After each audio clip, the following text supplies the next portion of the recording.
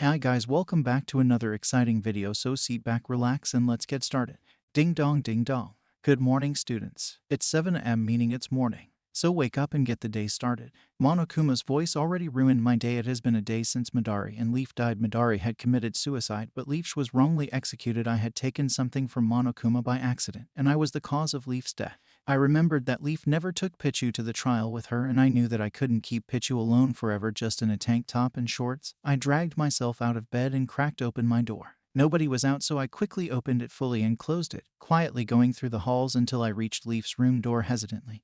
I tried opening the door and it surprisingly worked. I walked inside her room and looked around. Her room was simple and it was nice. I went by her bed and kneeled down, pulling over the covers to look under the bed. Luckily, the pokeball was there. I grabbed it and quickly went out, closing the door behind me. I flew over to the bathhouse and quickly went in. I didn't want to be seen like this. I got on my feet and pressed the button on the pokeball, throwing it as Pichu appeared and looked at me confusingly. If you can understand Mule, Leaf is, well, dead. I knew that Pichu understood me since I noticed it had a sad expression on its face. I was just as sad as it, but I could never tell it that I was the cause of her death. Stay here for a bit, okay. I flew out so I could get dressed and get something to eat for me and the Pichu. I was quick to go to my room and come out with better clothing on soon. I was walking to the cafeteria and I walked in. All eyes turned to me and they weren't friendly. Either they were all cold towards me and it felt like they were all trying to scare my soul out of me. I just saw it, one at the seats, and the eyes didn't turn away. Everyone understood that I was the one who killed Leaf. I wanted to start up a conversation. Don't talk to me, you killer. Inuyasha crossed his arms and looked away. You killed Leaf, Tamaki just said. He didn't even show emotion and sang it. But guys, I tried standing up for myself, but I just kept quiet. You were the cause of her death. I was surprised when Shanty was against me. I just don't want to talk to you, Usagi mumbled, still eating. Come on. I looked to Violet and Ren, but even they wouldn't talk or glance to me. Maybe everyone was right. Maybe I was Leaf's cause of death. I guess I did kill Leaf. It's all my fault. I should just do what Midori did. I should have just gave the pokeball to Monokuma and I could have avoided everything. This was all so dumb. Everything is my fault. So Monokuma took people from other universes for a killing game. Gundam sounded surprised after Makoto explained everything. Yeah, we're all shocked. This goes beyond everything we've heard of. Glad we found a way to revive you. Makoto put his hand on his forehead. We're trying to figure out how he did it. Kyoko was going through more papers. The people in the room were Byakuya, Kyoko, Makoto, and Gundam. They were all trying to figure out how Monokuma got everyone from different universes. Empathize is something beyond my power and understanding, Gundam mumbled to himself. The mastermind, $ and percent, probably has something to do with this. This is their fault. Makoto picked up a paper which had information of the mastermind. I'm figuring this out somewhere else. 3 more people will come in soon. Byakuya walked out, closing the door. 3 more, Makoto said, confused. They were in another killing game from what I've been told, Kyoko informed him as she picked up 3 papers, sliding them to Makoto.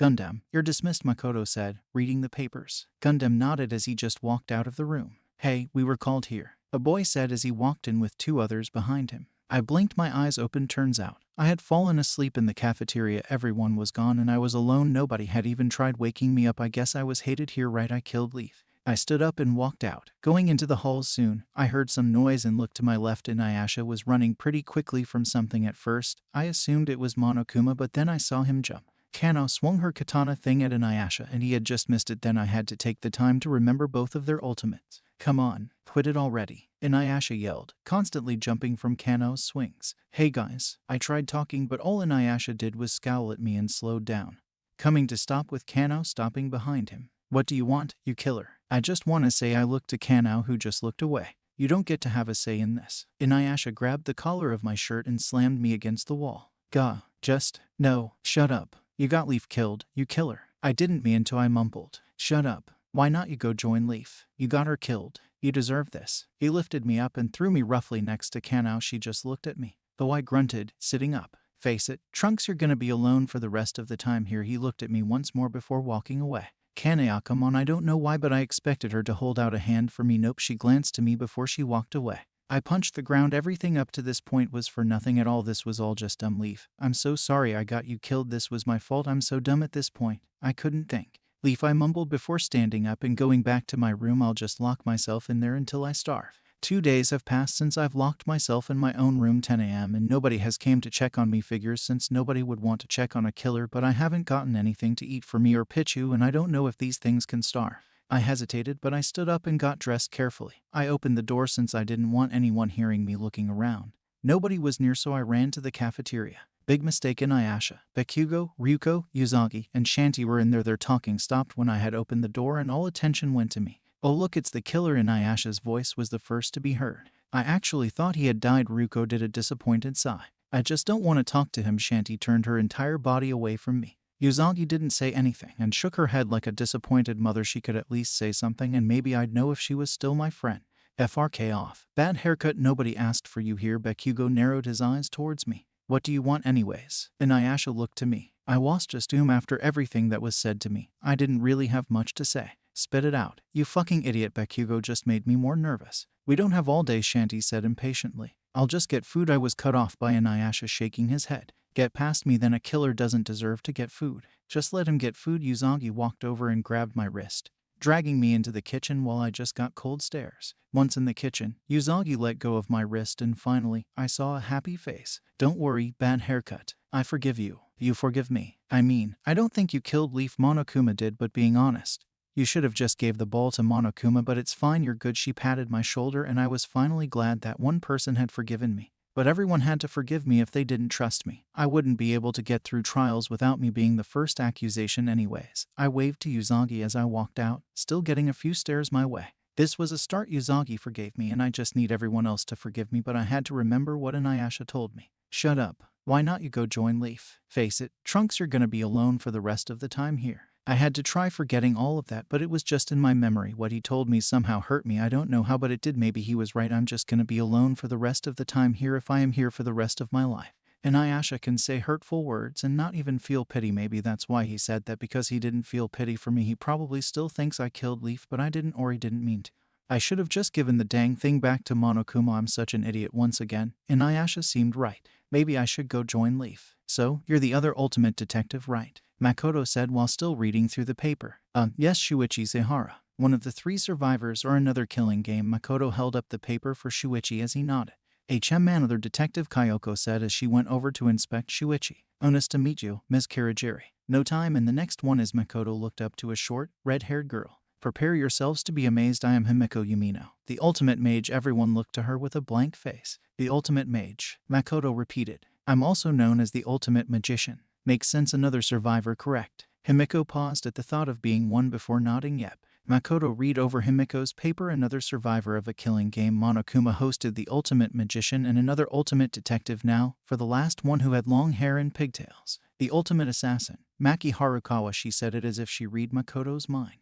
If I'm correct, there's another assassin in the current killing game, right? Kyoko looked to Makoto as he nodded and held up a paper. Killua Zoldyck, the second ultimate assassin. He read out loud before Kyoko took the paper. Another assassin, Maki said, confused. There can be multiple people with the same talents apparently, like Kyoko and Shuichi. Makoto pointed out. Can we get back to why we were called here now? Maki said impatiently. Right. Monokuma started another killing game. They all looked at Makoto like he was crazy. Another. What does this have to do with us? Shuichi asked. Well, it's taken people from other universes and we don't know how. They all looked surprised. This is really beyond my understanding, Himiko mumbled. I don't know either, Shuichi said as Maki nodded in agreement. You don't think Junko Enoshima has something to do with this, right? Makoto's eyes widened at Kyoko's statement as he looked away. No, Junko has been dead. No way she can come back. The previous mastermind of our killing game, Tsumugi Shirogane, had some ability to transform into Junko, but she was crushed by a rock when our friend destroyed the school, Shuichi added, which lightened up Makoto for a bit.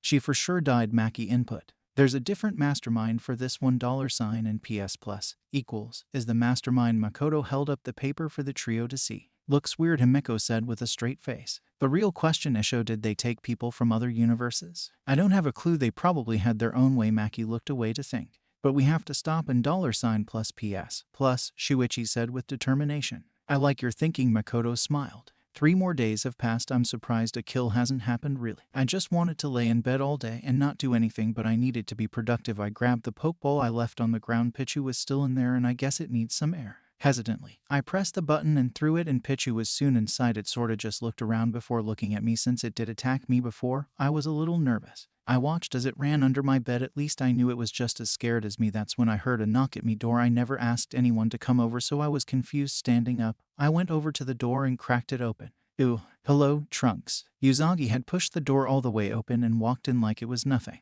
Huh. She sat on the floor and smiled. What a wonderful way to just go into someone's room, burst open the door, and come in uninvited. I wasn't really in the mood for people, but I guess I'll just keep quiet. So, what have you been doing for the past few days? She finally broke the unsettling silence. Not much, but I found Pichu in Leaf's room. I pointed to under the bed. She crawled over and reached her hand under, pulling out Pichu by the ear. Oh, it's so cute. She started playing with its ears as I noticed that it looked like it was getting irritated. I wouldn't do that if I were you, I quickly said. Pi, what's it saying? She blinked as I knew what was gonna happen. Uzagi, I advise you to let go of it now. Pippi, huh, but why? It's so cute and it wouldn't hurt a fly. I just snatched Pichu away from Uzagi right as it electrocuted me. Maybe I should leave and I'll come back later for you. She just stood up and quickly walked out before I could say anything else. Kyoko, do you know all the ways they got knocked out? Makoto asked her. Sleeping gas. I know that some of them can fight, so it would be next to impossible to kidnap them. Do you mind telling us all the fighters? Maki spoke up. Let's see. Makoto picked up some papers. Everyone looked to Makoto as he sorted out all the papers. His desk was a mess because he was set on ending this killing game. It wasn't long before he cleared his throat. If I'm right, Trunks Brief, Killua Zoldyck, Inuyasha, Katsuki Bakugo, Ryuko Matoi, Kano Tsuyuri, and Akane Tendo, they all know how to fight, so that's probably why Monokuma used sleeping gas. But how did Monokuma get into their universe? Shuichi asked the question they were all asking. Do you think someone had so much power that they opened up portals to different universes? That's a powerful mage. Himiko seemed impressed with her thought and Makoto just slowly nodded. You're on the right track, Himiko, but it's probably not it. I would say we could just ask in $%, but they wouldn't answer. Kyoko crossed her arms. $, and lesser than equals, Makoto said, agreeing with Kyoko. And in PS plus equals, Shuichi added in. And 84%. EUR, PS Maki agreed. It settled 7 and plus EURDF. Makoto nodded.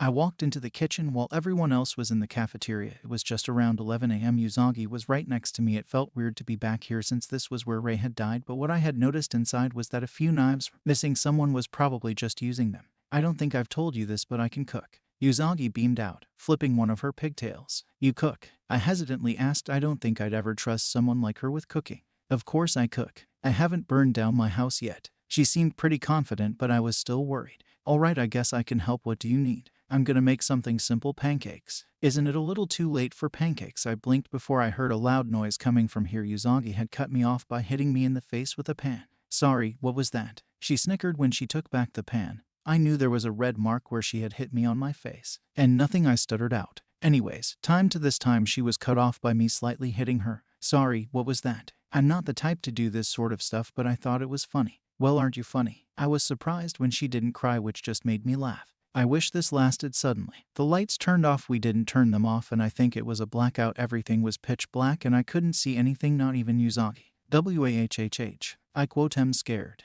I quote am scared. She yelled almost directly into my ear as she dropped the pan. Gah, calm down, Uzagi, I'll figure this out. I tried to reassure her. How did a blackout happen? I could only guess Monokuma caused this. Dang it. Well, now me and Uzagi were in the dark. I thought I heard someone because I accidentally backed up and tripped over the pan. Uzagi dropped. I had fallen backwards and just fell onto the ground roughly. Geez, why won't the lights turn back on?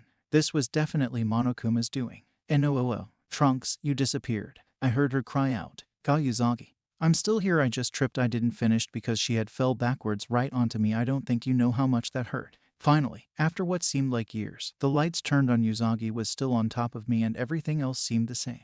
Phew, did I interrupt something?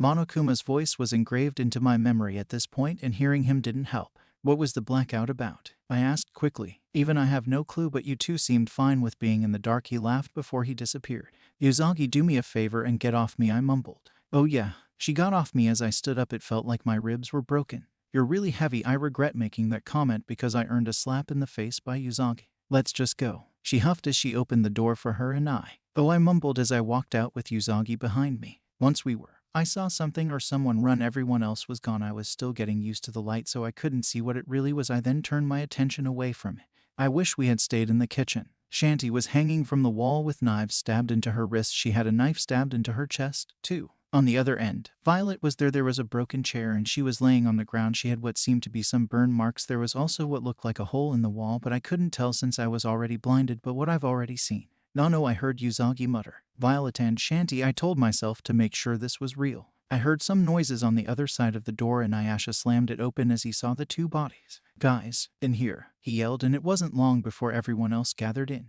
Violet. Shanty. Ren was the first in the group to speak. Phew hoo hoo. More people have died. Like always, it's a double kill so cliche that it reminds me of the other few killing games. Monokuma appeared, laughing. Shut up, you damn reject. Bakugo yelled, which silenced Monokuma. Not another, I heard Ku whine. Oh no, Kanao muttered. Well, get to investigating. Monokuma shoved the Monokuma file in my face before disappearing. I knew this would be a little tricky, but I just had to do this if everyone didn't trust me. I'd be the first accusation. Well, I shouldn't waste time. Let's start then. I opened the file and nobody gathered around me to read it. I guess I'll just read it out loud. Shanty was killed at 11:25 a.m. in the cafeteria. Her cause of death was a stab wound to the chest. Violet was killed at 12:30 a.m. in the cafeteria. Her cause of death was a blunt object to the head. Luckily, it looked like everyone listened, so I wasn't fully ignored, but I have too many accusations to even start. Monokuma file number 3 has been added to the truth bullets. I bet Trunks did it, not even in the trial yet, and Inuyasha was the first to accuse me.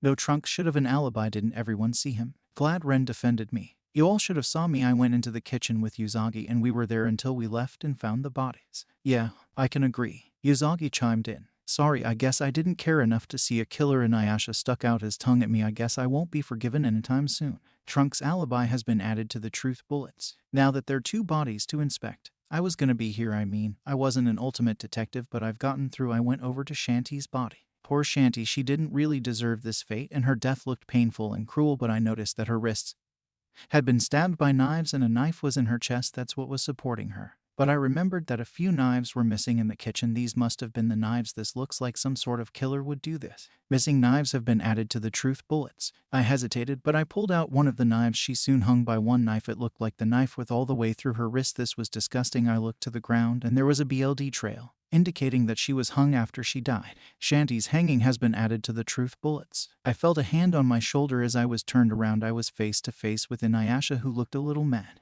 All right, bad haircut, listen up. Yeah, you're gonna hear everyone's alibi from me. Listen closely. All right then. So before you and Usagi came in, maybe around 10 a.m., all of us were in the cafeteria. Ren, Violet, Shanty, Tamaki, Ryuko, Bakugo, Kanao, Ku, and I were all there. Shanty did go into the kitchen for something. I didn't see what, but she came back. We were all there until 11:25 when the blackout happened. We all managed to leave except one person who I forgot. Does that mean the one person was the one I saw running? I wasn't able to see who it was, but it had to be it. I wanted to thank Inuyasha, but he just scowled at me before walking away. Everyone's alibi has been added to the truth bullets. Mysterious figure has been added to the truth bullets. It also must mean that Shanty and Violet must have stayed in the cafeteria too, but it was strange how I didn't hear any screams, neither did Usagi. I looked around and I must have had some luck to find duct tape on the ground. Oddly enough, it looked a little clean, if that made sense considering Shanty was stabbed. You'd think it'd be covered in BLD. Maybe I'm like an ultimate lucky student, but this was probably used to shut Shanty up. Duct tape has been added to the truth bullets. I went over to Violet's body. Violet had been with us for so long. Up until now she had been a good friend, but now she's finally left us and I had to figure out who did this. Firstly, there was a hole in the wall, almost like she was pinned back to it roughly. We did have a few strong people, so it could have been one of them anyways. That's a possibility. Hole in the wall has been added to the truth bullets. I kneeled down so I could get a better look at her body. It felt weird to investigate her body since she usually helped, but looking more at it, she did have a few burn marks on her. This case would be easy. Bakugo had to have killed Violet then. As I was walking to a different spot, I made sure to watch my step as I had almost slipped on something. A candle. Was it used to make light so the killer could kill? That's definitely a possibility. Burn marks has been added to the truth bullets. Candle has been added to the truth bullets. I then remembered the broken chair. If Bakugo did this, he would have obviously used his power. Maybe Violet died from hitting her head on the wall. I'll think about this later.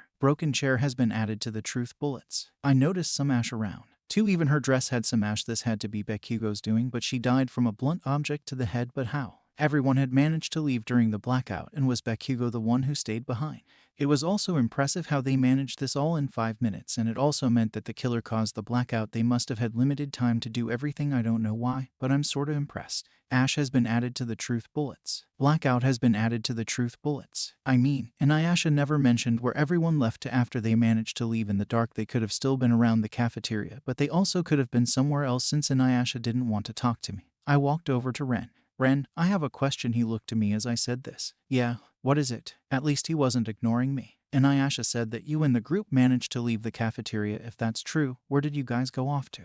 We managed to get near the bathhouse. I also remember one of us closed the cafeteria door. So the killer had to have closed the door and was probably the one who stayed behind, and obviously it's Bakugo. This seemed so easy, but a little too easy. Ren's alibi has been added to the truth bullets. Maybe I can figure out more. I should have time, but like always, I was wrong. The speakers turned on and I heard the voice I've always hated.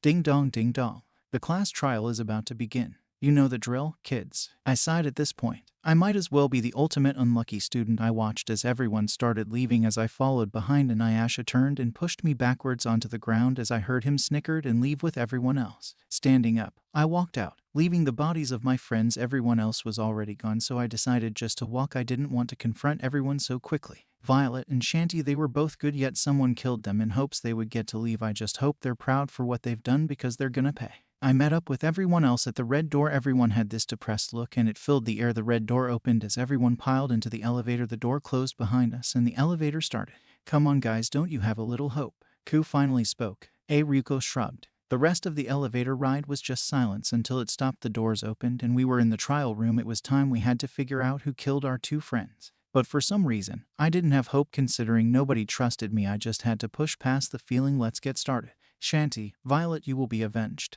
Now, let's. Monokuma was about to explain the rules, but he was only cut off. Yeah, we get it. Ryuko was the one who did. Before we start, I have a question. Everyone turned to Ku. What is it? I asked. If the lights came back on around 12, how did the killer get both of them in 5 minutes? Everyone was just as confused. Killing 2 people in 5 minutes would be next to impossible. You'd have to be real quick to do that, and it may or may not sound wrong, but it would be impressive. Non-stop debate. How did the killer get them both so quickly? Ku asked again. Maybe they had super speed. Greater than divided by strong. Greater than. Uzagi was a little on track. Nobody has super speed, Ryuko corrected. You think Inuyasha did it? He's pretty quick, Kanao pondered. How is it me? Didn't you guys know that I gave everyone an alibi? Be happy, Inuyasha hissed back. You think they killed in the dark? Kanao was smart. I agree with that. I shut everyone up real quick. Break. Truth bullet used. Blackout. Kanao is probably right. The killer could have gotten them in the dark. I noticed Kanao did a small smile, meaning that she also agreed. Does that mean the person who stayed behind was the killer? Ren asked me as I nodded.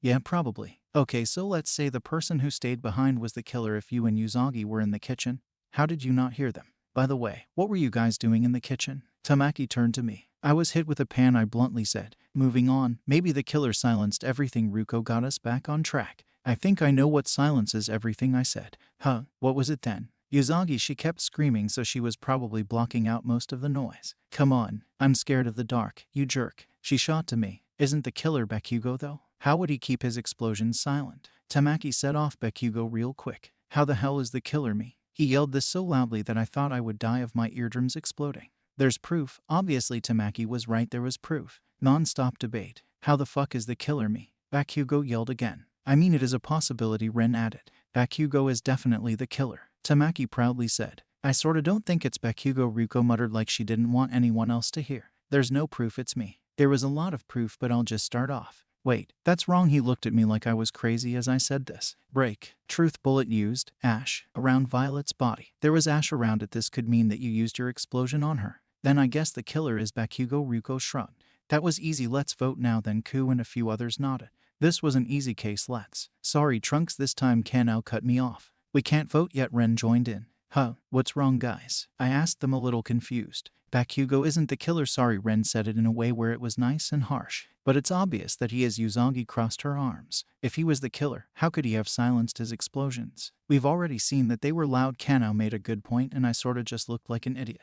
I guess you're right then. Sorry, I mumbled. No worries, Ren said politely. So I guess the killer isn't Bakugo. Oh, shut up. How many more times is Inuyasha gonna interrupt me? What is it now? My patience was on thin ice. The killer is Bakugo. Let's vote him now. He yelled to me. It's not Bakugo, Inuyasha Ka. Shut up unless it's important. Rebuttal showdown. The killer is Bakugo. It's so obvious right now. Let's vote him or we're all dead. Can't you see it's him? Come on, you idiot. Don't tell me you're the killer. Calm down for a second. It can't be Bakugo. If it was, his explosion would have been heard by everyone. Be quiet, bad haircut. You don't know what you're talking about. You're so dumb, you know that. Did something else cause the burns? Hopefully Inuyasha was done. I'll cut through that statement. I finally stopped him. Geez, he doesn't give up. Break. Truth blade used. Candle. Are you done talking? I sighed. What's you stop me for? By Violet's body. There is a candle. If you lit that candle and put it on your skin, it would cause a burn. I watched as Inuyasha looked away, seemed like he was finished talking.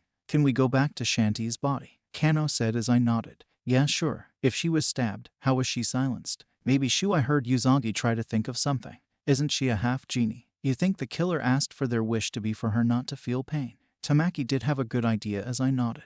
Maybe pretty smart. It feels like we were inching closer and closer towards the killer, and I guess I did have hope that we would get through this soon. Everything will be over. Monokuma, I have a question. Ren looked to the bear as he was waking up. Zzz.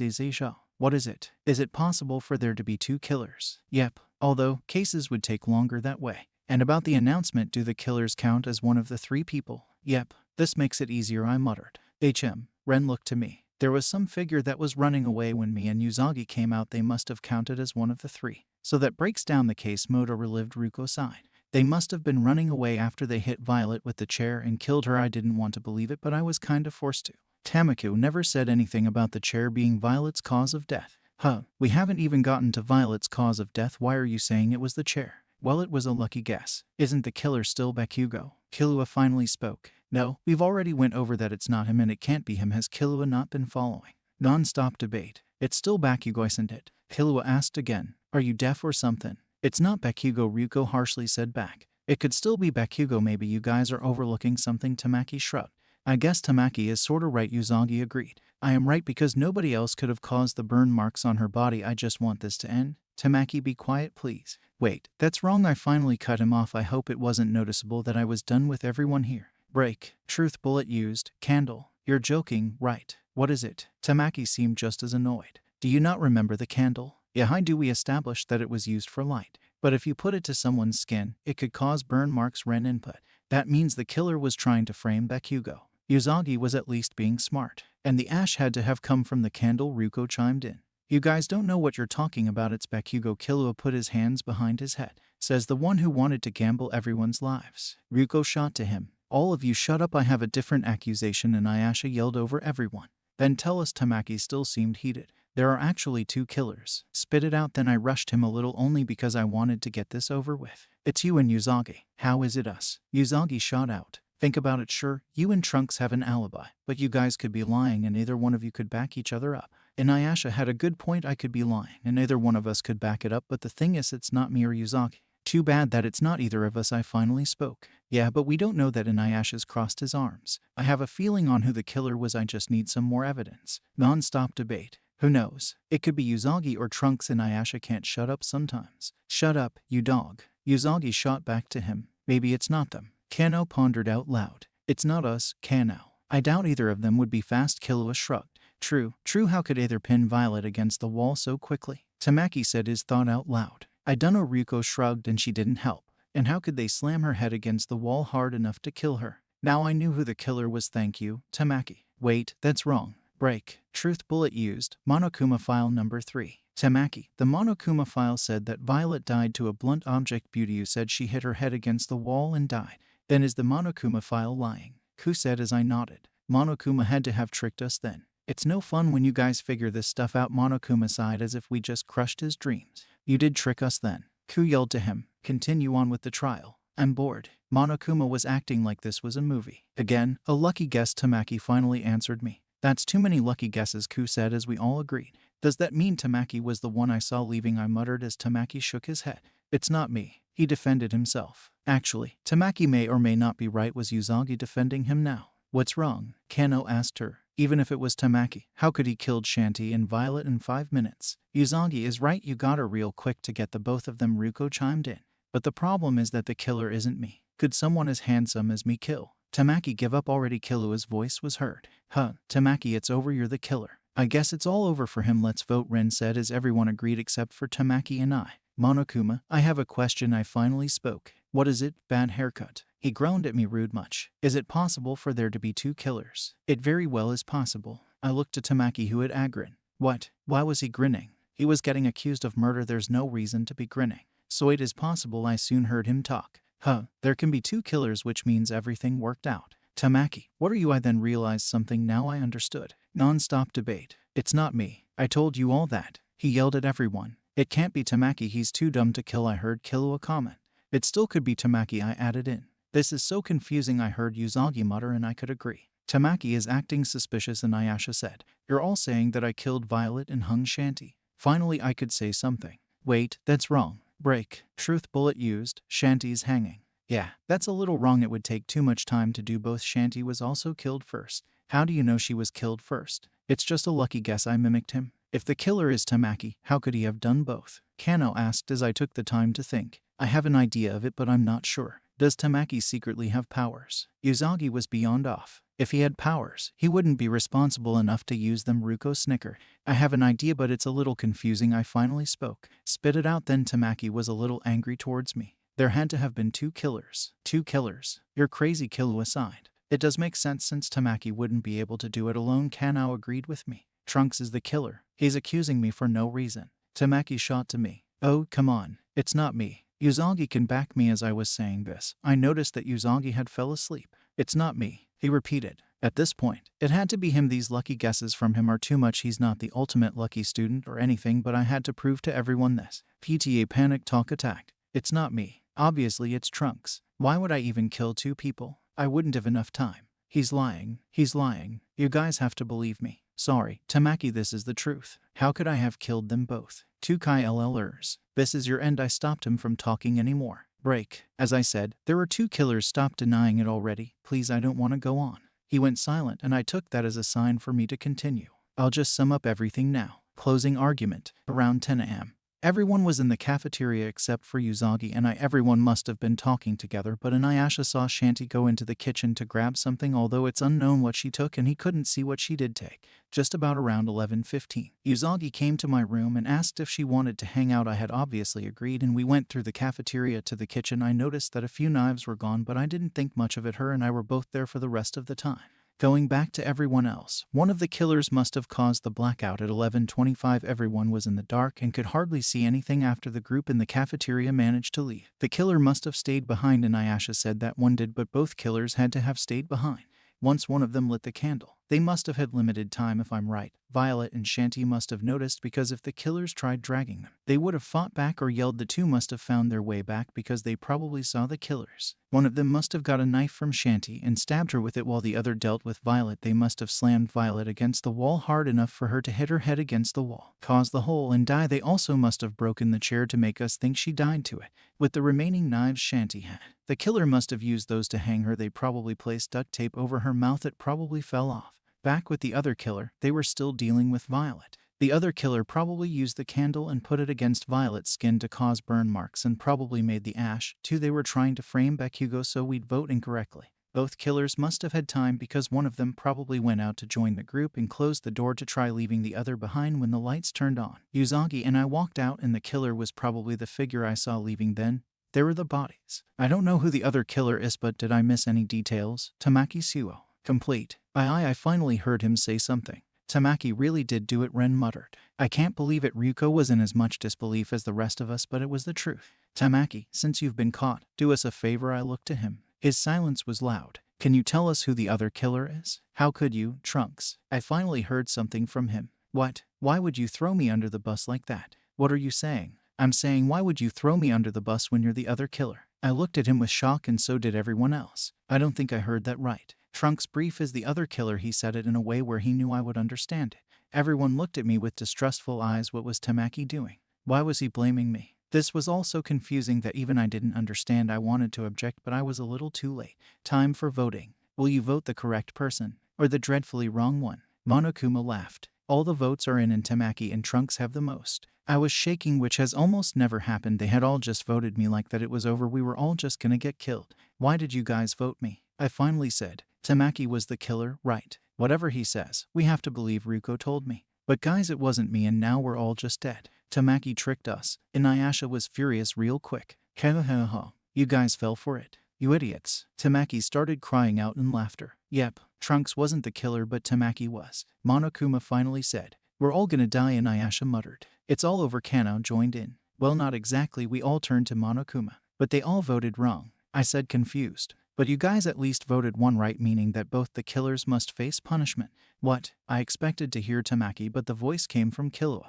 Both killers are Tamaki Chuo and Killua Zoldyck. Monokuma laughed as both had a surprised face. But I thought if they got one wrong, Tamaki muttered. Then your plan failed, Kanao said bluntly. I thought I could finally escape. Killua fell to the ground on his knees. You tried getting us all killed. I looked to the two. Gon, I heard Killua say, but I don't know who or what a Gon was. Darn it, Tamaki slammed his fist against the ground. And now I have a very special punishment for the Ultimate Host Club leader and the Ultimate Assassin. No, I'm not gonna die, I heard Killua say. It's over, Tamaki said. It's punishment time. Tamaki and Killua have been found guilty. Time for the punishment. Tamaki and Killua were in a box-like room. Face to face with each other, they were both given a knife. I watched as Killua threw the knife to the side, but Tamaki kept his. There was a button on the left side. The button was covered in glass, and there was a sign over it. The last one standing. Escape was what it read. I guess the two got the hint that it was a fight to the death. Killua had grew out his nails somehow as the two were ready. Lying illusions. The Ultimate Host Club leader and Ultimate Assassin's punishment. The two basically charged at each other, but Tamaki stopped Killua, in confusion, also. Stopped. Tamaki saw what looked like girls, and they were swooning over him. This more or less didn't seem like an execution, but while Tamaki was distracted, Killua went over to the button and smashed open the glass. His knuckles started bleeding as he pushed the button. A door opened and he ran out. I guess he didn't notice that the walls were closing in where Tamaki was, and Tamaki only noticed last second when the door closed.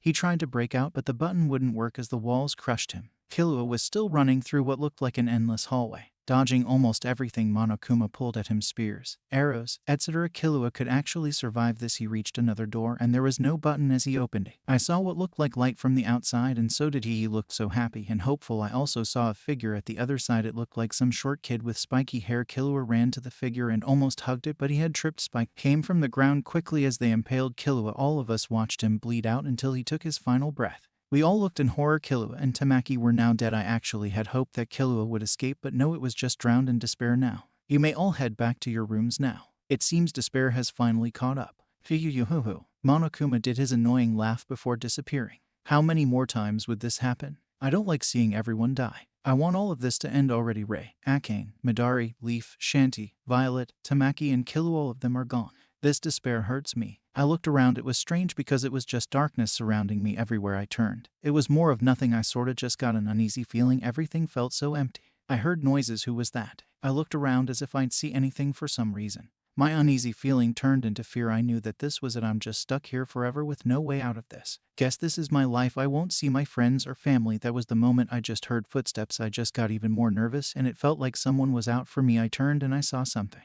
It was a white outline of someone. I couldn't tell who it was, but it didn't look like anyone I knew. They sorta looked short and they have a ahoj on their head. I wanted to call out, but for some reason I couldn't speak no matter how hard I tried. No words escaped me. I then noticed a smile on their face. Did they really think this was funny? But it didn't seem like that. It seemed reassuring. W3 or 3J0 NNA G3T0 U0 at 0 FH3R3 SND0 and W0 RRY W41 T4 Lone TTL3L0 and G3R. Translation. We're gonna get you out of here soon. Don't worry, wait a little longer is what the voice said. What did they mean? Were they gonna help me? I obviously had a lot of questions, but I didn't have the ability to speak. They looked so reassuring though. T4K3D0WNTH3M43RM first TH31RN4M3 at divided by and PS translation. Take down the mastermind. Their name is can't translate. I think I was losing my sense of hearing because I was starting not to understand anything. I tried to go to them, but they just got farther and farther every step I took. It wasn't long before I started running. At this point I had to reach them and I needed them to answer all my questions. Then I tripped over. I fell off my bed in a cold sweat and I almost fell on Pichu, who was sleeping beside.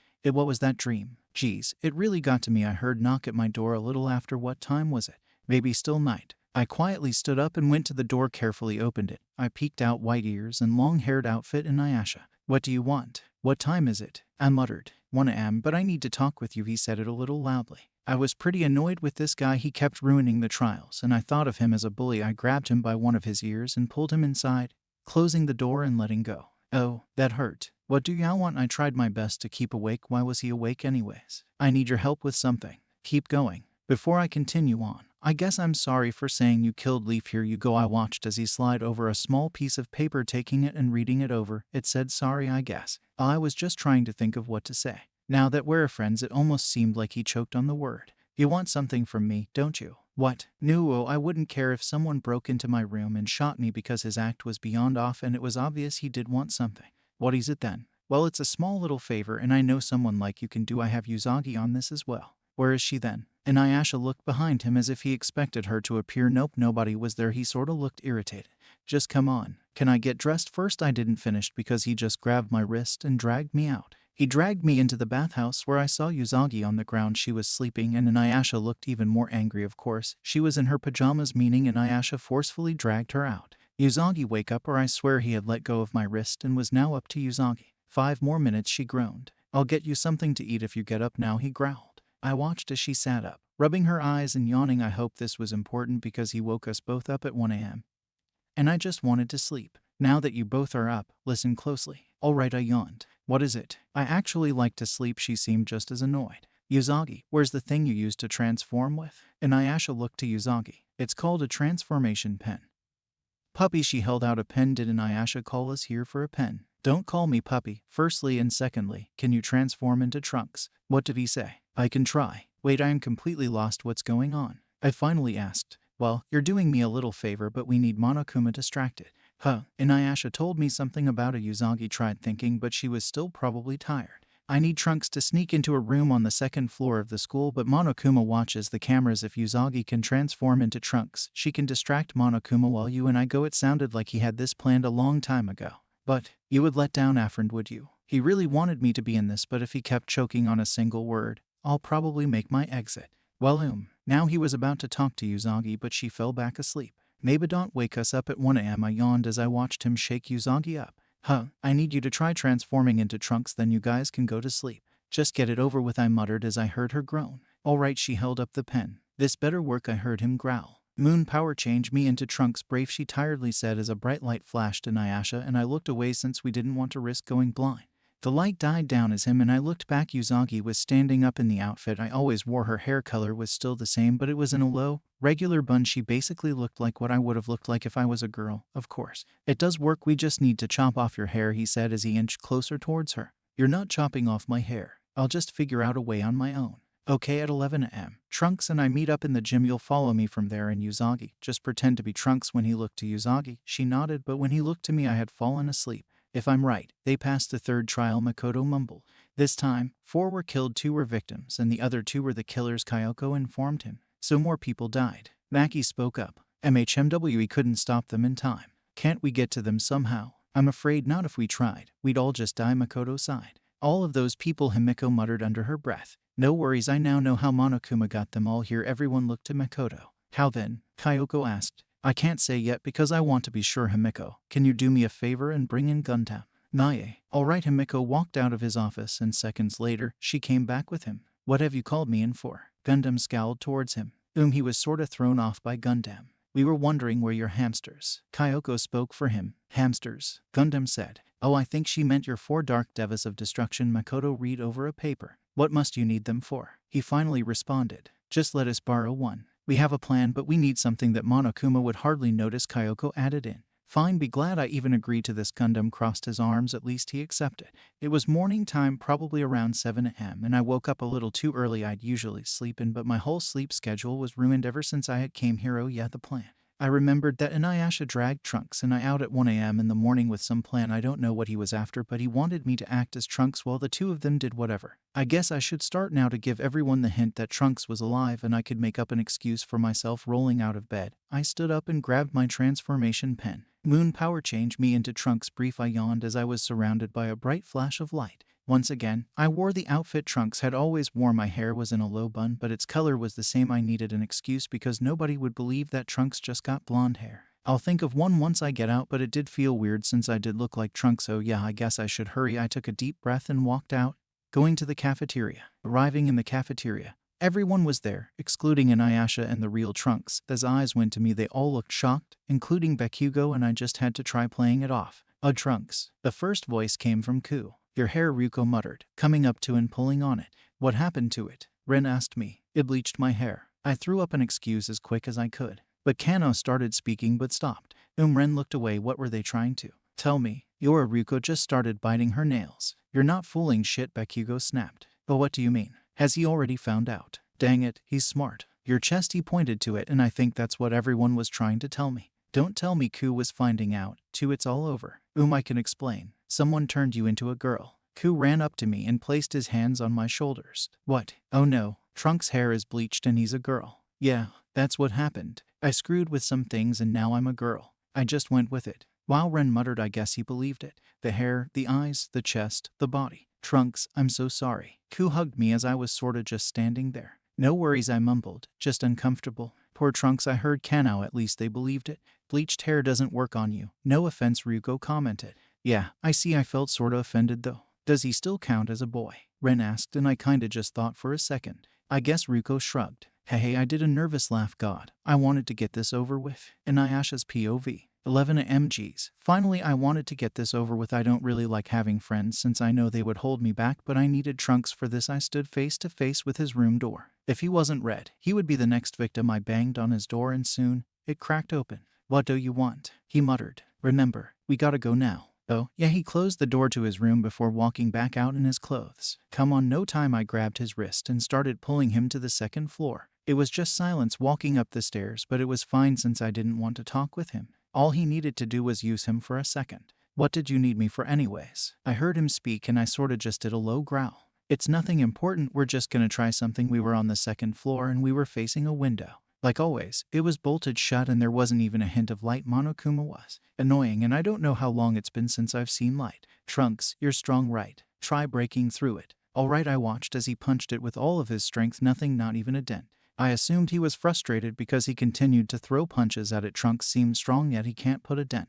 I guess my expectations were too high. Trunks, I have a question, I muttered. What is it? He grunted. I've been here for a long time but I've never seen anyone here in my entire life. He stopped and looked towards me. Maybe we just weren't lucky enough to meet. I mean, I haven't seen you once or even a glance of you or anyone else. Isn't that strange? Is this all you needed from me? Nope, I needed something else. Come on. I grabbed his wrist and dragged him to a door. What's this? He asked as I opened it. Go in, there's something you need to see. He hesitated a little but I watched as he went and he was useless to me. This is why I don't do friends. He couldn't even make a dent.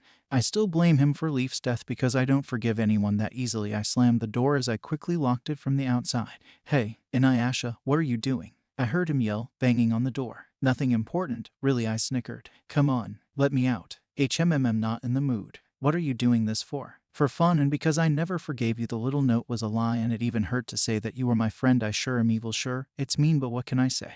I am a half demon. Why? He slowly got quiet. Trunks, this is my revenge. I walked away as he continued banging on the door. Am I supposed to be nice? Of course not, because I was gonna win this whole thing and escape. Just some more work of the ultimate half demon. I was stuck in this room and Ayasha had tricked me and locked me in here. No, I can't be trapped here. If I was, I would just starve and die. I need to find a way out. The room was pitch black and I couldn't see a lot. Come on, there has to be a source off. Oh yeah, I made a small ball of energy and it gave off some light. I just had to be careful I didn't blow up myself or anything. Looking around, there was a lot of paper and junk. Geez, does anyone clean around here? I walked around, stepping on a bunch of garbage and papers. Curious, I picked up one of the papers. The ultimate despair strikes again, causing despair to more of the city. Buildings, shops and people are crashing down and dying. That's when I read the rest of the paper was ripped off. I don't know what a ultimate despair is. Obviously it was an ultimate, but it didn't make any sense. Whose ultimate was this anyways? It doesn't even sound like a talent. Well,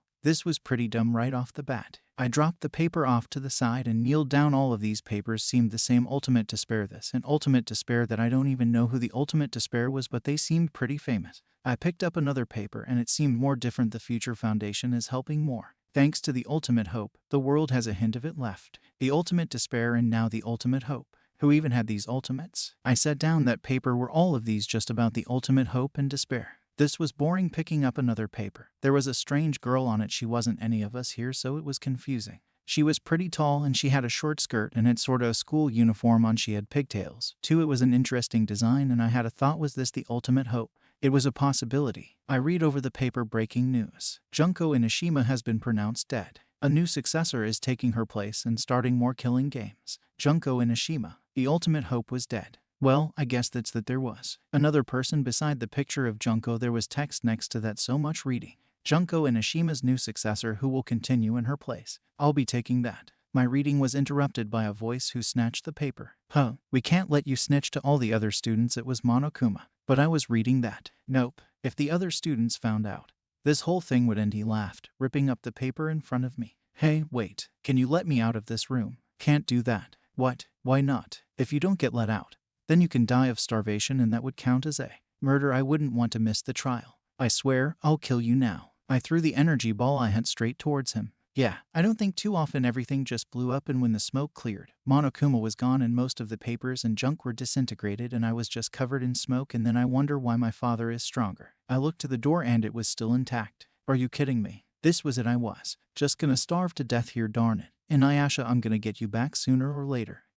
Yozaga's POV. Where was Inuyasha and Trunks? I couldn't keep up this act forever. Right now, I was in Kano's room with her and Ruko. The two have been talking and I've only been nodding my head. Trunks, you alright? Kano faced towards me as I jumped a little in surprise. Yeah, I'm alright. I'm okay, I said in response. No worries, Trunks, it's okay if your bleached hair is embarrassing. Ruko's comments didn't help my case. Yeah, I just twirled my hair. Something is off, Kano muttered. Huh, what's off? It feels like Ruko was cut off by banging at the door. Great, who was at the door? I didn't want anyone else coming in here, Kano sighed as I watched her stand and go over to door and open it. Inuyasha was at the front as he pushed past her towards me. Trunks, what are you doing? He growled. Trunks bleached his hair and turned into a girl like an idiot. Ruko filled him in.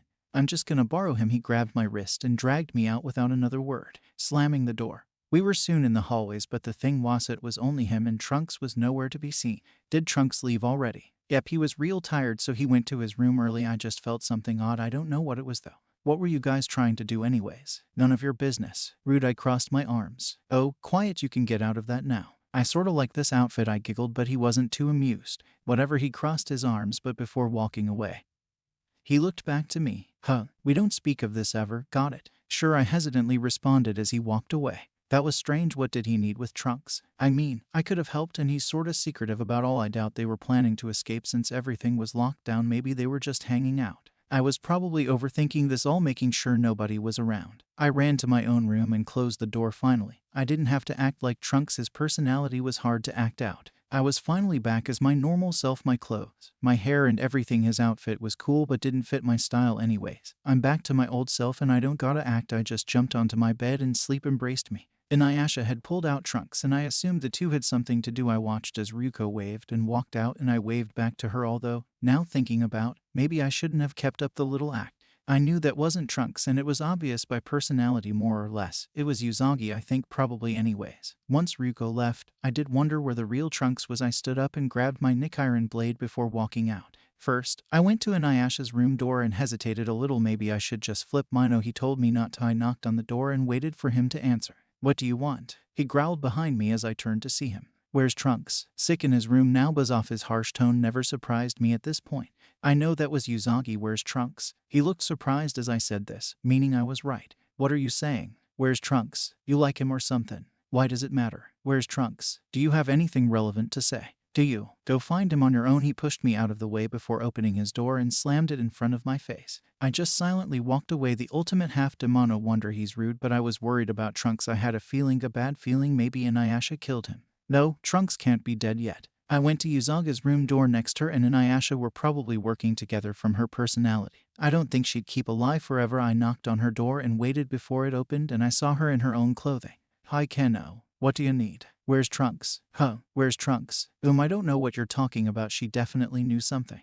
Yes, you do. You dressed up as Trunks and pretended he turned into a girl and bleached his hair. What? Knew? I noticed how she got more and more nervous. Tell me the truth. Fine being truthful. I actually don't know. She doesn't know. Wasn't she with Inuyasha though? What? Inuyasha brought Trunks somewhere, but I don't know where he took Trunks. Inuyasha said he was sick and back at his room. How did he get sick? This was confusing for me. All I did was nod to Uzagi before walking off. Inuyasha probably made Trunks sick if that's possible. He still did something though. I slowly went up the stairs to the second floor. If Trunks was dead, then there was no need for an investigation or trial. It would obviously be Uzagi or Inuyasha, although more fingers pointed to Inuyasha since he did take Trunks. I looked around on the second floor. Being truthful, I haven't came here often since I hadn't had a reason, but here I was now like always. The windows were bolted shut and they looked impossible to break, so no way out from here. Going up to one of the doors, I opened it and inside was a library. There are tons of books. I went up to one of the bookshelves and took one out. It was a book on a killer genocide CEO. Strange name, but not interesting to read on. I put the book back, but just as I did,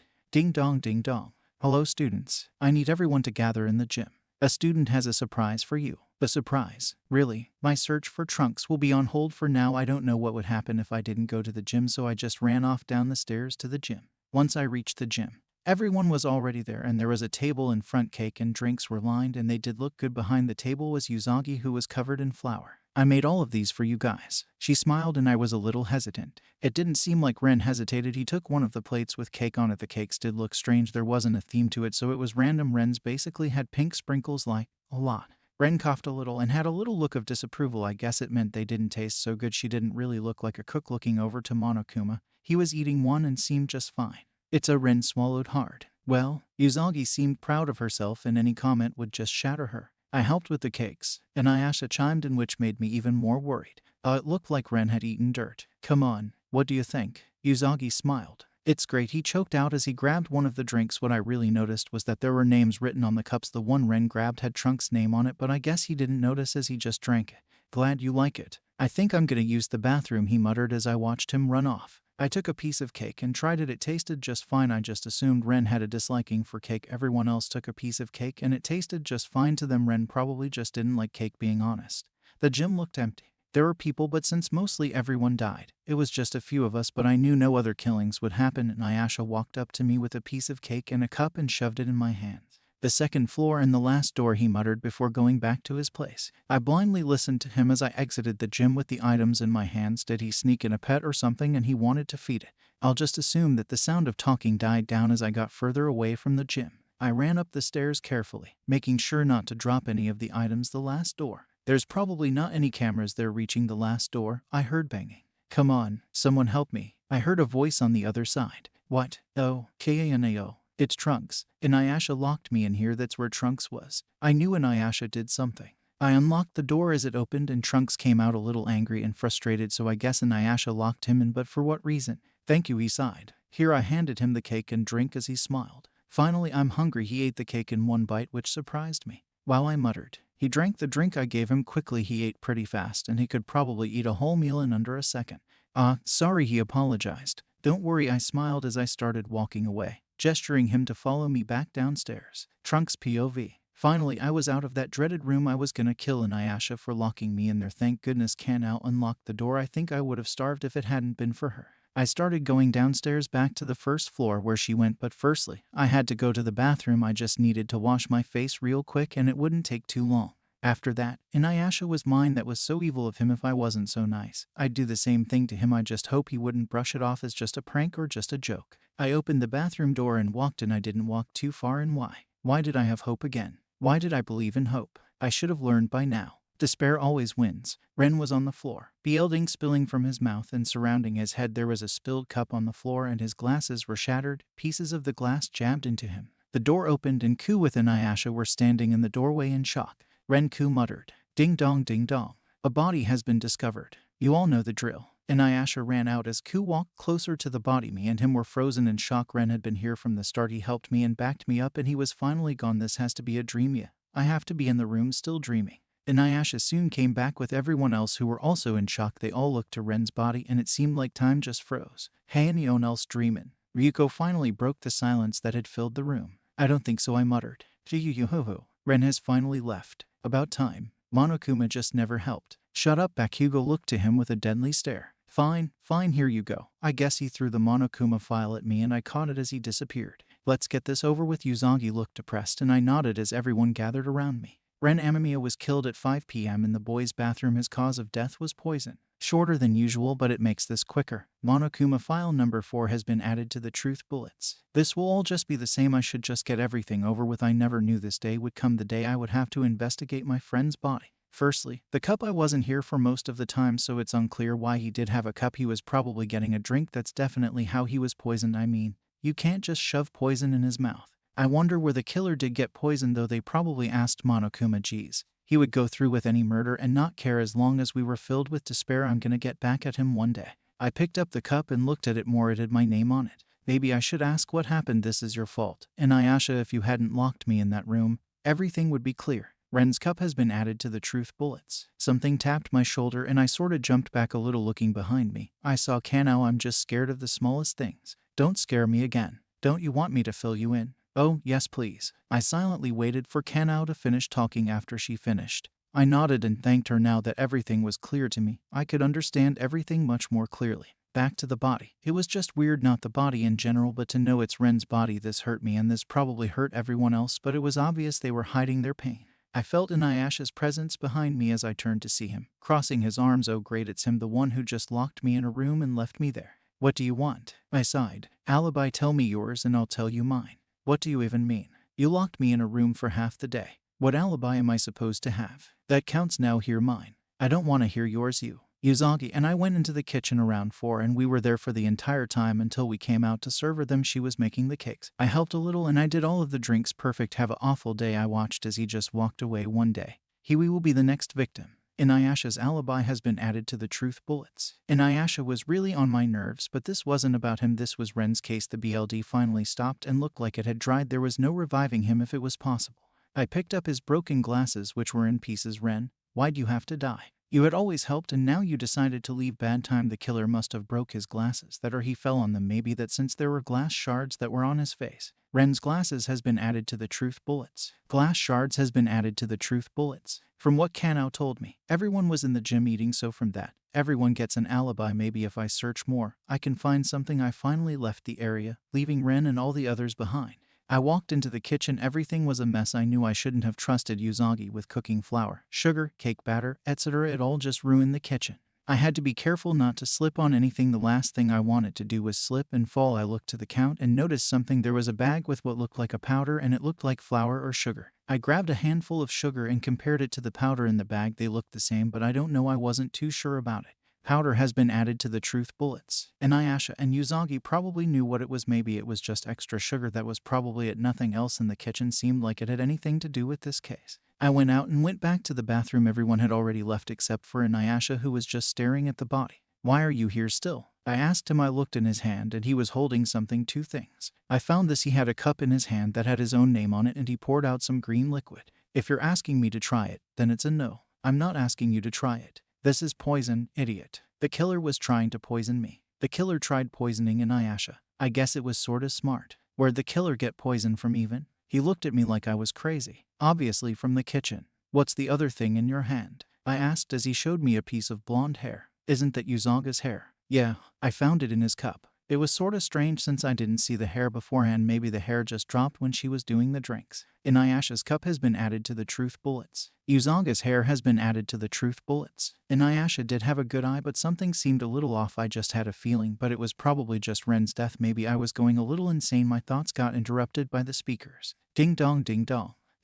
I just covered my ears. Hearing the same thing over and over again was driving me crazy. I was tired and just done with all of these trials. Let's go then. Inuyasha removed my hands from my ears before walking out. I followed behind him and the whole walk to the red door was just silence, but it was deafening when the 2 of us made it. Everyone else was already there. Everything felt so empty since there were less of us. Everyone seemed just as tired as I did. Seemed like everyone had already lost hope. The doors opened and everyone stepped in as it closed behind. The elevator soon started. So Ku looked like he wanted to start a conversation. Shut the hell up, Bakugo said, and Ku did shut up. All I heard was pure silence for the rest of the time until the door opened and the trial room was shown. I hated this place and I didn't like seeing it again, but I had to be here for Ren. One of us killed him and I wouldn't forgive that person no matter what. I had to do this for my friend.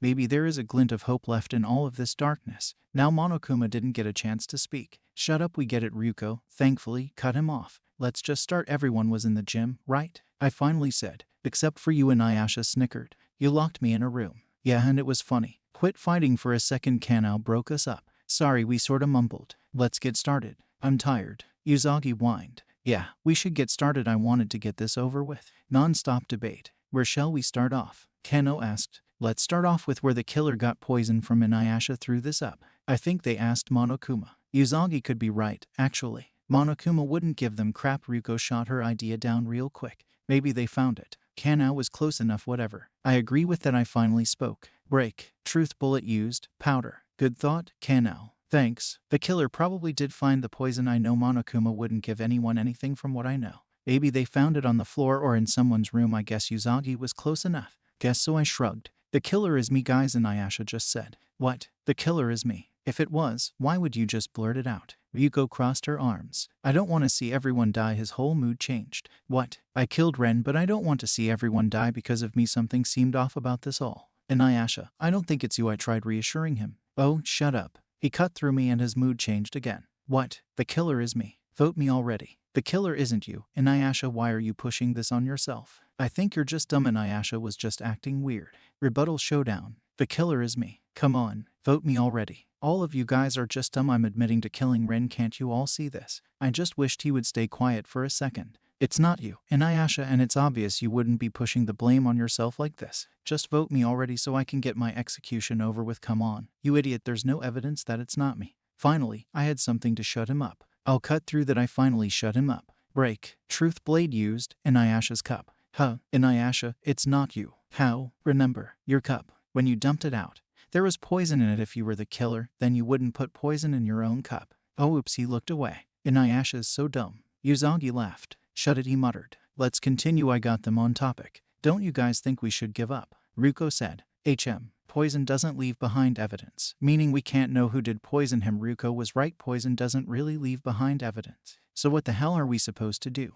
Fr King gamble it. Bakugo yelled. You're acting like Killua. Shut up, Uzagi shot back. There is evidence, though. I wish Inuyasha would just not talk. What is it now? I groaned. Uzaga's hair was found at the crime scene. You idiots. My hair, I heard her say in disbelief. Yep, I have a sharp eye. Strange, I never saw her hair before, Kanao muttered. Well then go get glasses. He stuck out his tongue. I never saw a hairpiece either. Ruko input. I guess you're both blind. Inuyasha, nobody is blind. I never saw a hairpiece either, I added in. I guess you need glasses, too. Bad haircut. This guy always has comments to make. You only brought it up when I got back into the bathroom. You just missed evidence is all. He shrugged. This guy seemed so off today. I feel like it's Inuyasha. Ruko had the right idea. Oh, screw you guys. You did try to push everything on yourself, Kanao added in. Right.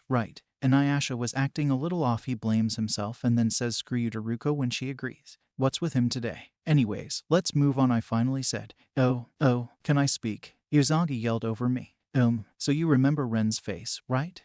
How did the glass get on his face? Even though she interrupted me. It was a good question. I think he fell on his. Sorry about this, Kanao cut me off. What's wrong? The killer broke his glasses and stabbed the shards into him. Sorry about that. I think he fell on his glasses. I finished my sentence. Incorrect. I never knew Kanao would cut me off, but I'll simply prove her wrong in a nice way. Rebuttal showdown. The killer broke his glasses and stabbed the glass into him. Sorry, but it's fairly obvious Ren can't break his own glasses. Sorry about this, Kanao. I'll cut through that. Break. Truth blade used. Ren's glasses. Sorry, Kanao, but Ren had to have fallen onto his glasses. If the killer broke them and stabbed the pieces into him, he would have screamed, and we can prove that the poison got to him first. So when the poison got to him, he fell down and his glasses broke on top of him and the pieces got to his face. Uzagi basically added up everything I had said. Yeah. Oh, sorry, Kanao apologized. No worries, but I have a question of my own. What is it? It's about the cup Ren had. Everyone look to me. What about it? Why did the cup Ren take have my name on it? Maybe Ren grabbed a random cup and didn't know. Ryuko put up her idea. Well, let's say the poison was put into the drink and Ren did take my cup. Does that mean the killer was aiming for you, Trunks, but got the wrong person? Inuyasha said what I was gonna say. That means Trunks was supposed to get killed instead, Uzagi muttered. The killer was really trying to go after me. Wait, but I thought the poison was put into the cake. Uzagi pondered. No, the killer probably put the poison in the cake and drink so the effect would work faster. Makes sense, Kanao commented. So the poison was put into the cake and drink, I muttered. That's when I fit 2 and 2 together. The poison had to be put in the drink, right? And the only one who did do the drink sis. Hey, Inuyasha, what do you want? Is the killer actually you? The killer is you, Inuyasha. What makes you say that? I was sure that he was the killer. He had to be. Non-stop debate. What makes you say I'm the killer? He asked me again. You kept saying it was you, idiot. Bakugo shot to him. If the poison was put into the drinks, then it's obviously Inuyasha, I said. What do you mean? I never messed with the drinks. Inuyasha has to have short-term memory loss or something. Wait, that's wrong. Break. Truth bullet used. Inuyasha's alibi. What is it? He sounded annoyed. Do you not remember your alibi? You and Uzagi were in the kitchen and you did the drinks. Oh, right. So the killer is Inuyasha and I didn't know, Uzagi said, shocked. No worries, we'll vote him off now. Fine then, he said with no arguments. What? Vote me. Do it. Come on, vote me. He yelled but seemed off. Oh, Inuyasha, Ruko said, just as confused as the rest of us. I'm the killer. Let's get this over with. You can vote me. Come on. Inuyasha, calm down. Uzagi went over to him and patted his back, but he unleashed his claws and scratched her in the face, making her fall back. The killer is me, just vote me. Come on, his whole mood just changed. Oh, my face. Uzagi cried out as Kanao went over to her. Hey, why'd you do that to her? Ruko yelled to him. Once I'm voted, I'm finally free, he muttered, but I didn't hear most of it. Phew, it's so early, but he's got it already. I heard Monokuma laugh as everyone turned to him. Got what? I hesitantly asked. The despair disease. What? Kano asked, confused. I'll tell you later, just continue, he laughed. Just vote me. I'm tired of waiting. Inuyasha continued. Well, now I'm unsure, I muttered. He's sort of forcing it back. Hugo finally wasn't yelling. Trunks, don't you want to go back already and end this? My attention went back to Inuyasha. What? Your mom, dad, family, friends, and everyone else, don't you want to see them? I mean, just vote the wrong person, and you'll see them again. I paused and looked at him. Inuyasha, Uzagi tried speaking. Shut up, Uzagi. Huh, just vote the wrong person, and you'll see all your friends and your boyfriend again. Really, Uzagi, don't fall for it. Kano tried snapping Uzagi out of it. Don't lie, Kano, don't you wanna see everyone you love? Kano paused when he said this. Vote the wrong person and let me go. He kept saying the same thing to everyone else over and over again. Maybe he is right. We all should vote the wrong person. We'll all see everyone again and we'll be happy. Monokuma, where I was cut off by a slap to the face by Inuyasha. What are you doing? He yelled at me. But you. That wasn't me, idiot. Monokuma, we're not ready. All right, Monokuma shrugged. I know who the real killer is. Really? Kano asked. She snapped out of it, thankfully. Then tell us. It's me. It's me. He cut himself off by scratching himself. He's switching between himself and the disease, Monokuma muttered, surprised. Calm down, Uzagi calmly said, still injured. Shut up, Uzagi. What? Why are you talking?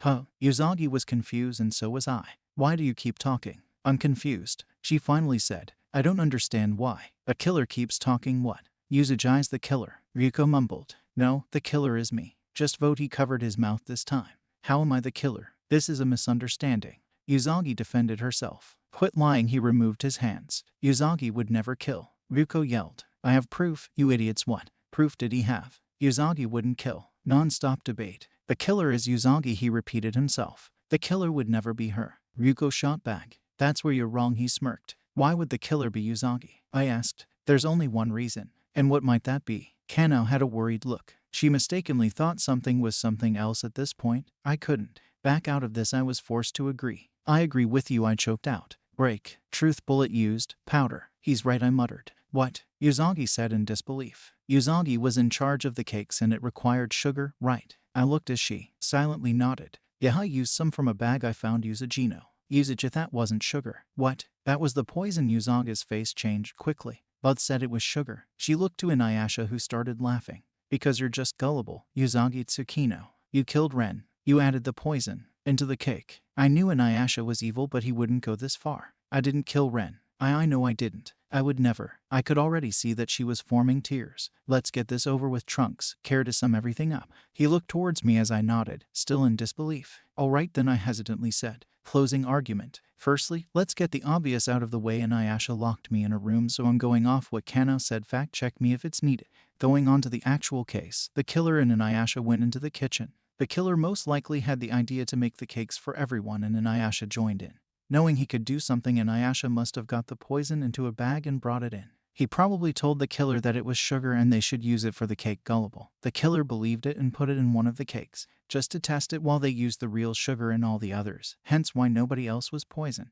Inuyasha must have also convinced her to put it in my cup, so I could get poisoned. The killer was gullible enough to believe it once more, so they put some in my cup and put the real sugar in all the others. After they finished the cakes and drinks, they probably asked Monokuma to announce it so everyone could come, excluding myself. When everyone came around 4:55, Ren was unlucky enough to take the poison cake and eat it. Obviously, he had a disapproving look since the poison must have messed with the taste. Being unlucky once more, he grabbed my cup and drank it. Since he didn't feel good, excused himself to go to the bathroom.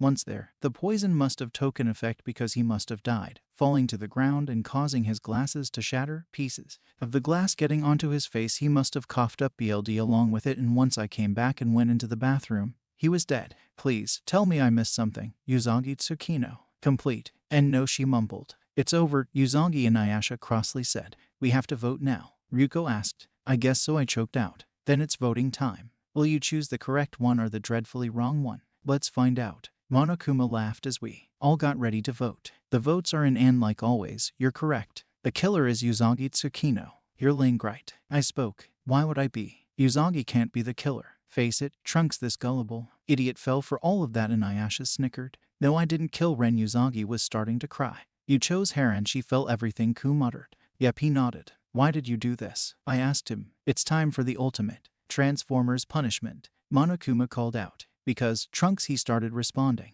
Let's give it everything we got. At the end of the tunnel, there's always a shining light of nothing. It's punishment time. Usagi has been found guilty. Time for the punishment. Usagi was dropped into a room and sat on a desk. Nothing tied her down, it was just her. Facing forward towards a chalkboard, Monokuma was dressed as a teacher as if she was in class. Behind her was a large block that resembled a trash compactor, which smashed down every few seconds. I knew where this was going. After school lesson. The ultimate Transformers execution. The conveyor belt that the desk was on started moving backwards towards the thing as it continued to smash down every second. She was getting closer and closer, but it looked like she had enough. She stood up from the desk and jumped off the conveyor belt and started running away. Monokuma looked pretty mad as she kept running as far as she could. I was glad that she was trying to escape, and I thought she could survive. I was wrong. When she got to the doorway where a supposed exit was, she walked through. On the other side was nothing but the same thing that was there before. She paused before smiling, a tear falling from her eye before she was crushed to death. Usagi was gone. She was dead. Everyone was shocked except for Inuyasha, of course. There she goes off to hell, he snickered. Be quiet, you fucking beach, Bakugo retaliated. She was tricked, Ku muttered. You tricked her, you ass. Ruko yelled to Inuyasha, but it didn't faze him. This is a game, right? What? He thought this was a game. It's a game, of course, and if the goal is to win, I will win. I don't care what I have to do. I don't care who I get killed as long as I win and get to leave. None of you matter. You really are evil, huh? I angrily said. I mean, I am the ultimate half-demon. More like ultimate FR King Dog. Bakugo yelled. I can't let my ultimate down, can I? I watched as Inuyasha laughed before exiting the trial room. I couldn't believe he really did that. He tricked Usagi into thinking poison was sugar and made her kill Ren on accident. I wanted to get him back for Usagi and Ren, but I couldn't risk another case. The two were gone and there were few of us left. I wanted this to end. I wanted everything to end, and I just wanted to hope that this was a nightmare of some sorts. No matter how hard I tried, I was still wide awake. For once, during this whole thing, I had to agree that Inuyasha was right. At the end of the tunnel, there's always a shining light of nothing. A day has passed. I've just been laying in my bed, staring at the ceiling. Usagi was a good girl and a good friend, but she was gullible enough to get tricked by Inuyasha. I'm gonna get back at him sooner or later. I remembered what Monokuma said, something about a despair disease. He also said that Inuyasha caught it, and that would probably explain his mood changes, but at this point, I'm hesitant to trust the bear. Sadly, I had to be active since it was around 11 a.m. I dragged myself out of my bed and opened my door, making sure nobody was around. I walked out and went up to Inuyasha's door. Why was I here? He got Usagi killed because he took advantage of how gullible she was. Now I was just unsure about this. I was insane to actually check on this guy after he got our friend killed. Just as I was walking away, I heard the door open. I was soon pulled back into the room as the door slammed shut. Everything was just dark. Was this really how Inuyasha had been? I can't see anything. The lights soon turned on and I blinked so I could adjust to it. Inuyasha was sitting on the floor a little away from me. Oh, Inuyasha. I finally spoke. Hey there. Hello. Hello. He covered his mouth and already seemed annoyed. You're oddly nice. Idiot. That's not me. Now I knew this guy was insane once he removed his hands. What? Come on. Come on. He tackled me as if he was a dog. Hey, get off. I don't get what was happening. Did this have something to do with the despair disease? I wasn't having this. I quickly kicked him off me. Oh, even now what you pull me in here for? The room I locked you in. Oh yeah, this dog thing just decided to lock me in a room. Maybe he wanted me to not have an alibi when he was thinking. Yeah, that wasn't too funny. Yeah, I'm so again. He covered his mouth before he finished. What did you want to know? I wanted to know what you saw in there. He removed his hands. I would tell you why. Because I can ensure you'll be the next victim. I saw nothing. I'll be making my exit now. I went out of the room, closing the door and leaving behind Inuyasha. I was just lying to him, obviously. I did find a lot of things, but he didn't seem trustworthy enough for me to tell him the ultimate hope and despair.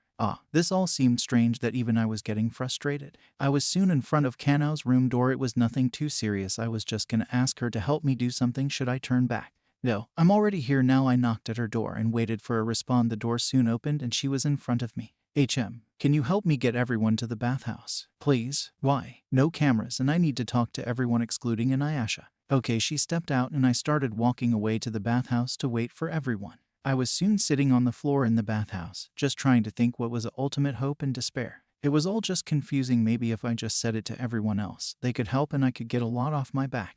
Ku was the first to walk in along with Ruko and Kano. This all just seemed so empty. Half of us were gone and it seemed like there weren't even that many of us to begin with. Where's Inuyasha and Bakugo? Ku finally broke the silence. Trunks said to exclude Inuyasha and Bakugo said he didn't want to come. Kanao answered quickly. Everything seems so empty. Ryuko said my exact thoughts. What you call almost everyone in here for? Ku turned to me. It's about something I saw when Inuyasha locked me in the room. All eyes turned to me. Well, spit it out, Ryuko said impatiently. Do you guys know what ultimate hope and ultimate despair is? The room went silent real quick. I guess they didn't know. Ultimate hope and ultimate despair. Ku repeated. I've never heard of those, Kanao mumbled. Yeah, I know what those are. To my surprise, Ryuko spoke up. Can you explain, please? I asked. The ultimate despair is the one who caused this whole mess and is in charge of the killing games, meaning they're the mastermind. They also caused the biggest, most tragic event in history. Woku said in shock. They caused a lot, Kanao added. I don't think I had any words, but Ryuko just nodded as she continued. The ultimate hope is basically the person who almost stopped everything. They were in one of the killing games and were one of the 6 survivors. They started the Future Foundation and they try to help others. Trunks, why'd you ask about this? Kanao looked at me once Ryuko finished. Because while locked in the room, I saw all these papers about them, I answered hesitantly. Ryuko, do you know who the ultimate despair and ultimate hope is? Ku turned his attention back to her as she started talking again. The ultimate hope is Makoto Nigi. He was the first out of 3 to get that title. The other 2 are some kid and a robot, but I forgot their names. And the ultimate despair. This time I asked as Ryuko thought for a bit. The ultimate despair is Junko Inashima, but she's been killed. It was passed on to some green-haired kid, but she gave up, and then it was passed on to a girl with blue hair, but she was crushed by a rock. I think the title is passed on to whoever, so it always so random, but whoever has the title now is the mastermind of this killing game. Ryuko, you're smart. Ku praised her. Yeah, thank you for explaining. I dipped my head to her. Hey, well, I am pretty smart, she boasted. You're pushing it now, I muttered. We all laughed. Maybe no more killings would happen. We were all so content and happy together. I don't know who would break the peace now. Soon, we all walked out, but like always, something or someone ruined it. Sue, why were you all in the bathhouse together? Monokuma was in front of us and I just wanted him to be the next victim. You guys hear something? Ryuko walked right past him. I think there's some spirits. I should do my job. Ku ran off as he said this. Oh yeah, I'm busy. Kanao silently walked off. Maybe it was the wind. I joined in as I flew over Monokuma. I was sitting on the floor in my room with Ku and Kanao next to me and Leaf's Pichu in the middle. It looked at us with an unsettling look. The two just wanted to see Leaf's old friend. Roll over, Ku said in amusement, but it just stared at him before sticking out its tongue. I don't think it wants to. Lay down. Ku cut me off again, but it just stuck out its tongue again. Maybe teaching it tricks isn't a good idea. Kanao put up her thought. Can't it learn anything? He said, frustrated. That's when I heard a knock at my door. Strange, I didn't invite anyone else, and it was sorta strange since it was sorta late, just about 6 p.m. I sighed since I didn't want anyone else coming. Come in, I groaned. The door opened and Inuyasha was there. What did he want now? He locked me in a room, blamed me for Leaf's death, got Uzagi killed, and has just been rude to everyone in general. You still have Leaf's thing? He growled. Yes, and she's gone. I can take care of it, I shrugged, looking back to it. It's so adorable. Let me hold it. He went over and held up Pichu and hugged it. Well, that was a quick change. Oh, Inuyasha. Ku was confused, but I guess he forgot. You, get it away. Inuyasha must have snapped back because he threw Pichu away. Luckily, I caught it. That was quick mood change. Kanao said my exact thoughts. Gah, I don't know what's happening to me. He yelled, frustrated. Maybe he's getting a change of heart. Ku snickered. You guys are so awesome. Inuyasha hugged me, but I just pushed him off. Calm down. I don't know. I blame you, Trunks. Oh, come on. I doubt Trunks did it. Ku backed me up. I know he did it. Tell the truth. He grabbed my shirt collar and pulled me up so we were face to face. I didn't do it. Go ask Monokuma. I was pretty annoyed at this point. Bullshit. He threw me to the wall before stomping out. You alright? Kanao looked over to me as I sat up. I think I have a concussion, I muttered in over-exaggeration. I think Inuyasha is a little angry, Ku said, but it didn't really help. At the trial, Monokuma said something about a despair disease, and I think it's the reason he wanted us to vote him so badly, I said, remembering when he tried pushing us to vote him. So he's sick. Is it contagious? He said, a little worried. If it was, everyone who was in the trial would have caught it, Kanao reassured him. That's when I stopped and I signaled for them to stop talking for a second. I sorta heard a noise, and it wasn't coming Pichu, it was coming from the vent above us. All of us looked up and I assumed it was just a rat. Pichu, can you get the rat? I tried communicating with it and I think it understood me because I saw a few sparks coming from it. I don't think it understood you well, Ku pointed out the obvious. I grabbed the two and pushed them out of the room just as Pichu shot out a thunderbolt towards the vent. I sorta got shocked as the vent fell on my head. Along with the vent came a hamster. You alright? Ku and Kanao peeked their heads back in the room as I looked at the hamster, which was on the floor. I think so. I rubbed my eyes, kneeling down to look at the hamster. Is it dead? Kanao was next to me as she looked at it. Whose hamster is that? Ku asked. I don't know, I picked up the hamster and it seemed to be alive. It also had some note attached to it, but it was a little burnt. Oh, look, Kanao took the paper off and I traded the hamster for it. It's a cute little hamster. Ku took the hamster as I opened the note and read it out loud. Hello, students of the killing game, it is I, Gundam Tanaka. I understand you guys are shocked by getting a letter from the greatest, but read this note thoroughly. All of us of the Future Foundation are trying to help you guys escape this dreaded school. The master, I read most of this out loud, but the rest of the paper was burned off. But the hamster is cute. Ku kept petting the hamster. Future Foundation. Kanao took the note from me. So they're on our side, Ku muttered as I nodded. Let's keep this our little secret. Guys, I don't want Bakugo or Inuyasha finding out. I looked to them both as they nodded. But the hamster isn't important. I took it from him as I looked to the hamster. Go get a paper and pen so we can write to them back. Kanao sent out Ku as he nodded. A few minutes later, he came back with a paper and pen. Here, hold this, hamster. I handed Kanao the hamster as I took the paper and pen and started writing. There we go. What do you guys think? I finished, showing them what I wrote. Looks good to me. Ku took the paper and folded it, attaching it back to the hamster. I took the hamster and flew up to the vent so it could go through back to where it came from. It soon ran back off into it and I couldn't hear it anymore. I flew back down to the two. Are you sure we can trust this Future Foundation? Good to know. Kanao was hesitant. We can for now. They're probably our only hope left. I better get going, Ku said, but I stopped him from walking out. Before you guys go, I held out both my pinkies for the two. Oh yeah, I swear I won't tell either of the two unless my life is on the line.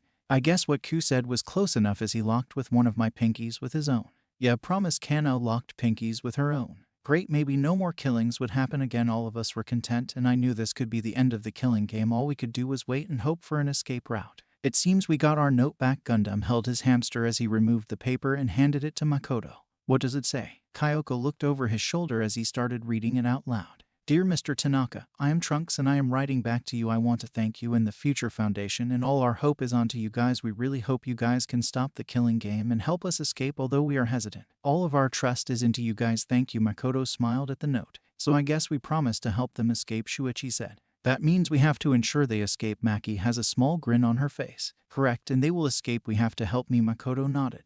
Well, we have no choice now, Tagami remarked. But we have to help them at this point. I know how they must feel seeing all of their friends die and they can't do anything. The constant fear of thinking they'll be next or they'll be the one to murder someone else, seeing their friends betrayed. Other Himiko choked out and she looked as if she was going to cry. Do not fear, my mage friend, for they shall escape, Gundam reassured her. As long as they get the mastermind out, then they'll be good. Makoto didn't look too sure, but he had to look like it. I was sleeping in my room peacefully, not a sound to be heard, just pure silence, but I think I forgot to lock my door because I heard the door handle shaking. I didn't bother getting up because I just assumed it was my dream. Maybe I'm a little lazy. I heard the door open and peeked my eyes open. A figure was standing in front of me. Well, this was it. I was just gonna get killed instead of getting killed. The figure started dragging me out. I opened my eyes and I was in the nurse's office with great Inuyasha. What did he want now? It didn't help that I was in my pajamas, so I was even more annoyed. What is it? I groaned, still tired. Oh, your pajamas are as dumb as your haircut. He laughed. What time is it? It's only 3 a.m. You're fine. What was so important that he needed to drag me out at 3 a.m. for? What do you want? Trunks, I'm so sorry that I dragged you out of here. He covered his mouth as I held back my own laugh. Hey, shut up. I need you to help me find a cure for this. He opened one of the cabinets and started throwing out random things. One specific thing that fell next to me was a small hot tile of poison. Is this where you got the poison from? I muttered as he paused. Does it matter? You made Uzagi think it was sugar. I was still mad about her death. Not the time. He snatched the bottle and threw it to the side. Whatever, I muttered as I heard him groan. Am I really stuck like this? Great, I can leave now. I yawned, about to walk out before he pushed me back. You're staying here and helping me, idiot, he hissed. All right, then. I just lay on the cold floor. Great. No, I didn't hear the rest because obviously I fell asleep on the floor. Whose POV? It was finally 6 a.m. so I can finally wake up. How long have I been here even? I lost count of all the days. It seems like I've been here forever, but I had a few thoughts. Did Hanako and Nin know I was missing? Are they aware of my disappearance? Maybe they didn't know yet or haven't noticed. And Mitsubano. Let me just clear all these thoughts. I jumped from my bed and walked out, going to the cafeteria. Once there, I only saw Bakugo, Ryuko, and Kanao. Man, this place was empty without everyone else. Where's Inuyasha and Trunks? The two shrugged to me. My question had been answered once the door opened and Inuyasha walked in and dragged behind Trunks, who was sleeping and still in his pajamas. Is he dead? I muttered. No, you idiot. He's asleep. I dragged him out at 3 a.m. He growled back to me. For what reason? Ryuko asked. Because I have something messing with my head. Kanao and I just looked away, not wanting to explain anything. Was it really a good idea to drag out Trunks to help with your own problems? Kanao pointed to him, who was still asleep. Shut up. I remembered that I don't have to deal with any of your crap, so I shall be making my exit. Ryuko pushed past Trunks and Inuyasha, walking out. I guess I have other things to do. Kanao walked out. Come on, don't leave me, Inuyasha yelled. Shut up, dumb dog. Bakugo shoved Inuyasha out of the way before walking through. Even I soon walked out. He had been mean since the beginning, and helping him now would just mean betrayal in the end. I can't even trust him anymore. I was in front of my room door and I opened it then. Someone went next to me. They had something in their hands, but I couldn't see too well. That's when it happened. They lifted their hand up and I felt pain.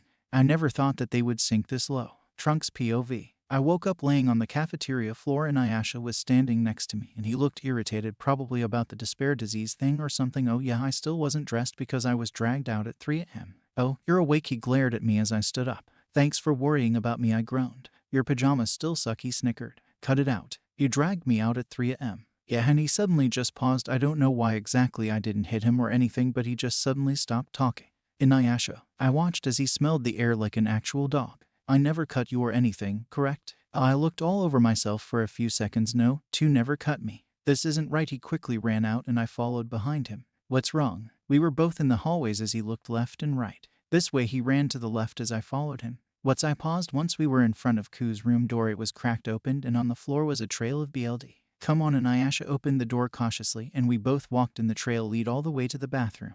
Ladies first. He pushed me forward towards the bathroom door. Thanks. I opened the door and walked in. Why do I keep on hoping for the best?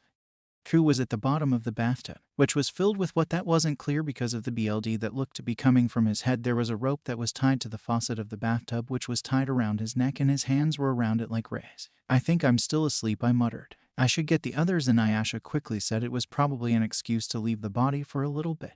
Was Ku really dead? Now I wish I was still sleeping. Ku had constantly gave us hope and he was the one holding this all together, yet he just dies like this now. I just wanted to ditch right now. Inuyasha soon came back in with Bakugo, Ryuko and Kanao, who were all in shock at seeing his body. There were so few of us at this point. I don't understand how this went on. Fuyuhuhu, such a creative way to kill someone. One day, I swear that Monokuma would be the next victim. Just give us the fucking file at least. Bakugo had the same feeling. Alrighty. Monokuma held it out as Bakugo snatched it from the bear and shoved it into my hands. Read, you fucking nerd. I wasn't in the mood to argue, so I just silently nodded as everyone gathered around me except for Bakugo. Ku was killed at 6 p.m. and his cause was drowning. These files get shorter and shorter. Monokuma is really trying to make hard for us looking back to where he was. He was already gone. Well, that was just great. No use in wasting time now, I guess. Monokuma file number 5 has been added to the truth bullets. Anyone wish to do the honors and drain the tub so we can get a better look? Inuyasha spoke up. Well, I guess I have to do everything. Ryuko rolled her eyes as she drained it without an argument. Well, that was easy, not even an argument. This makes this all so much quicker. I looked at Ku's dead body. This all seemed never ending. Oh yeah, I just remembered how the water was. The water was high enough to go over Ku's head, so he wasn't able to breathe even if he could to try calling out for help. The rooms are soundproof so nobody would even hear him. Water height has been added to the truth bullets. Oh yeah, everyone's alibis. I don't remember much since I was dragged out at 3 a.m. and was still asleep. This meant that I wouldn't be able to trust mostly everyone's alibi. I already know Inuyasha's alibi. I'm sure that he was with me the entire time I was asleep and we found the body, so I can just say that he was with me the whole time and we'd both be good. On the other hand, I can't really trust anyone else, but I had to put my trust into them if I didn't. We were all done for, but it was so hard to trust anyone at this point. Kanao is the only one I really could trust, but I should ask for everyone's alibis before it's too late. Inuyasha's alibi has been added to the truth bullets. I went over to Kanao, who was just looking away. Good to know we have mutual feelings about this whole thing, but Ku was the second person we trusted and he was gone. Kanao, can we talk for a second? I tapped her shoulder as she turned to me. I don't remember much, but I just need to hear your alibi. Sure. After I left the cafeteria, I just went straight to my room. I didn't stop for anything or anyone. Well, at least it was simple and not something complicated. Thanks. I nodded to her as looked back to the bathroom. Kanao's alibi has been added to truth bullets. I'm never gonna get used to seeing the bodies of my friends' dead bodies. That is maybe one day. It'll be. I'm getting off topic. I need to be focused on this investigation. Hey, Trunks. Ryuko roughly pulled me and I almost fell. Oh yeah, I think I know why the killer used the rope around his neck. Continue. The rope is tied to the faucet in his neck, meaning if he did try lifting his head or pulling away, he would just be strangled by it, and that would be a whole other cause of death. So it was used so there was no way to get out or struggle. Ruko nodded, and I had to say that she was pretty smart for making this analysis. Rope has been added to the truth bullets. Before you go, can I get an alibi? I said just as she was walking away. Why? What do you mean? You were asleep and you still trust others' alibis? Any of us could lie to you right now. Just tell me it, please. So when I left the cafeteria, I went by Ku's room, but he didn't leave. By then I went to the library for a bit, but nothing interesting, although I did see someone, but I forgot who it was. She shrugged before walking off. At least it was quick and simple. Ryuko's alibi has been added to the truth bullets. I peeked outside the bathroom and remembered the BLD trail I found to even find his body, or at least Inuyasha found it. It was a little strange though. If the killer didn't want us to find the body, then why was there a trail? And he was also killed in the bathroom, so did they drag his body out beforehand or something? Or did they use the BLD water? Or maybe they took Ku's BLD and did it themselves? I'm probably overthinking this. Everything that I was thinking of had the exact same outcome. It's almost like the killer intended or even wanted us to find the body. They called themselves out almost, but it was a dumb move. I guess they didn't know Inuyasha could smell BLD. The stranger thing was that in the trail, there was thick book that was in it. I hesitated since I did not want to touch BLD, but I just picked up the book. Obviously, it was covered in BLD. I'll just assume that Ku was reading it.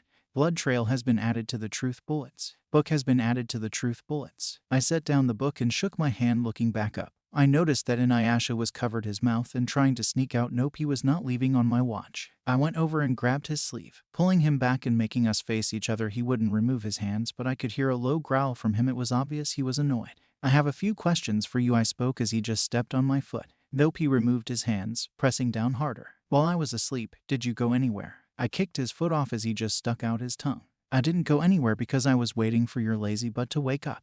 You sure? I would never, ever lie to you. He hugged me, and at this point, I was used to this. You can go now, I mumbled. You. I hugged Trunks. I think I'm infected with every disease on this disgusting planet. He dramatically ran out. Well, that was a dramatic exit. He should start acting someday. I think I need one more alibi. Oh yeah, Bakugo is still a living thing here. He wasn't in the room, so I ran out and searched for him. Opening the cafeteria doors, he was sitting at one of the tables. He obviously heard me since he glared my way real quick. It was a little unsettling, but it'll be quick. Can I ask you something? I broke the silence. What the hell do you want? You mistake. He's so harsh for no reason. I wanted to know something. Where did you go after you left the cafeteria? Why the fuck do you want to know about my business? Please, if you must know. I went to the gym, but you don't need to know any more shit from me now. Fuck off or I'll smash this chair over you and your bad hair. As he said this, he grabbed one of the chairs and threw it my way. I was lucky enough to dodge it. All right.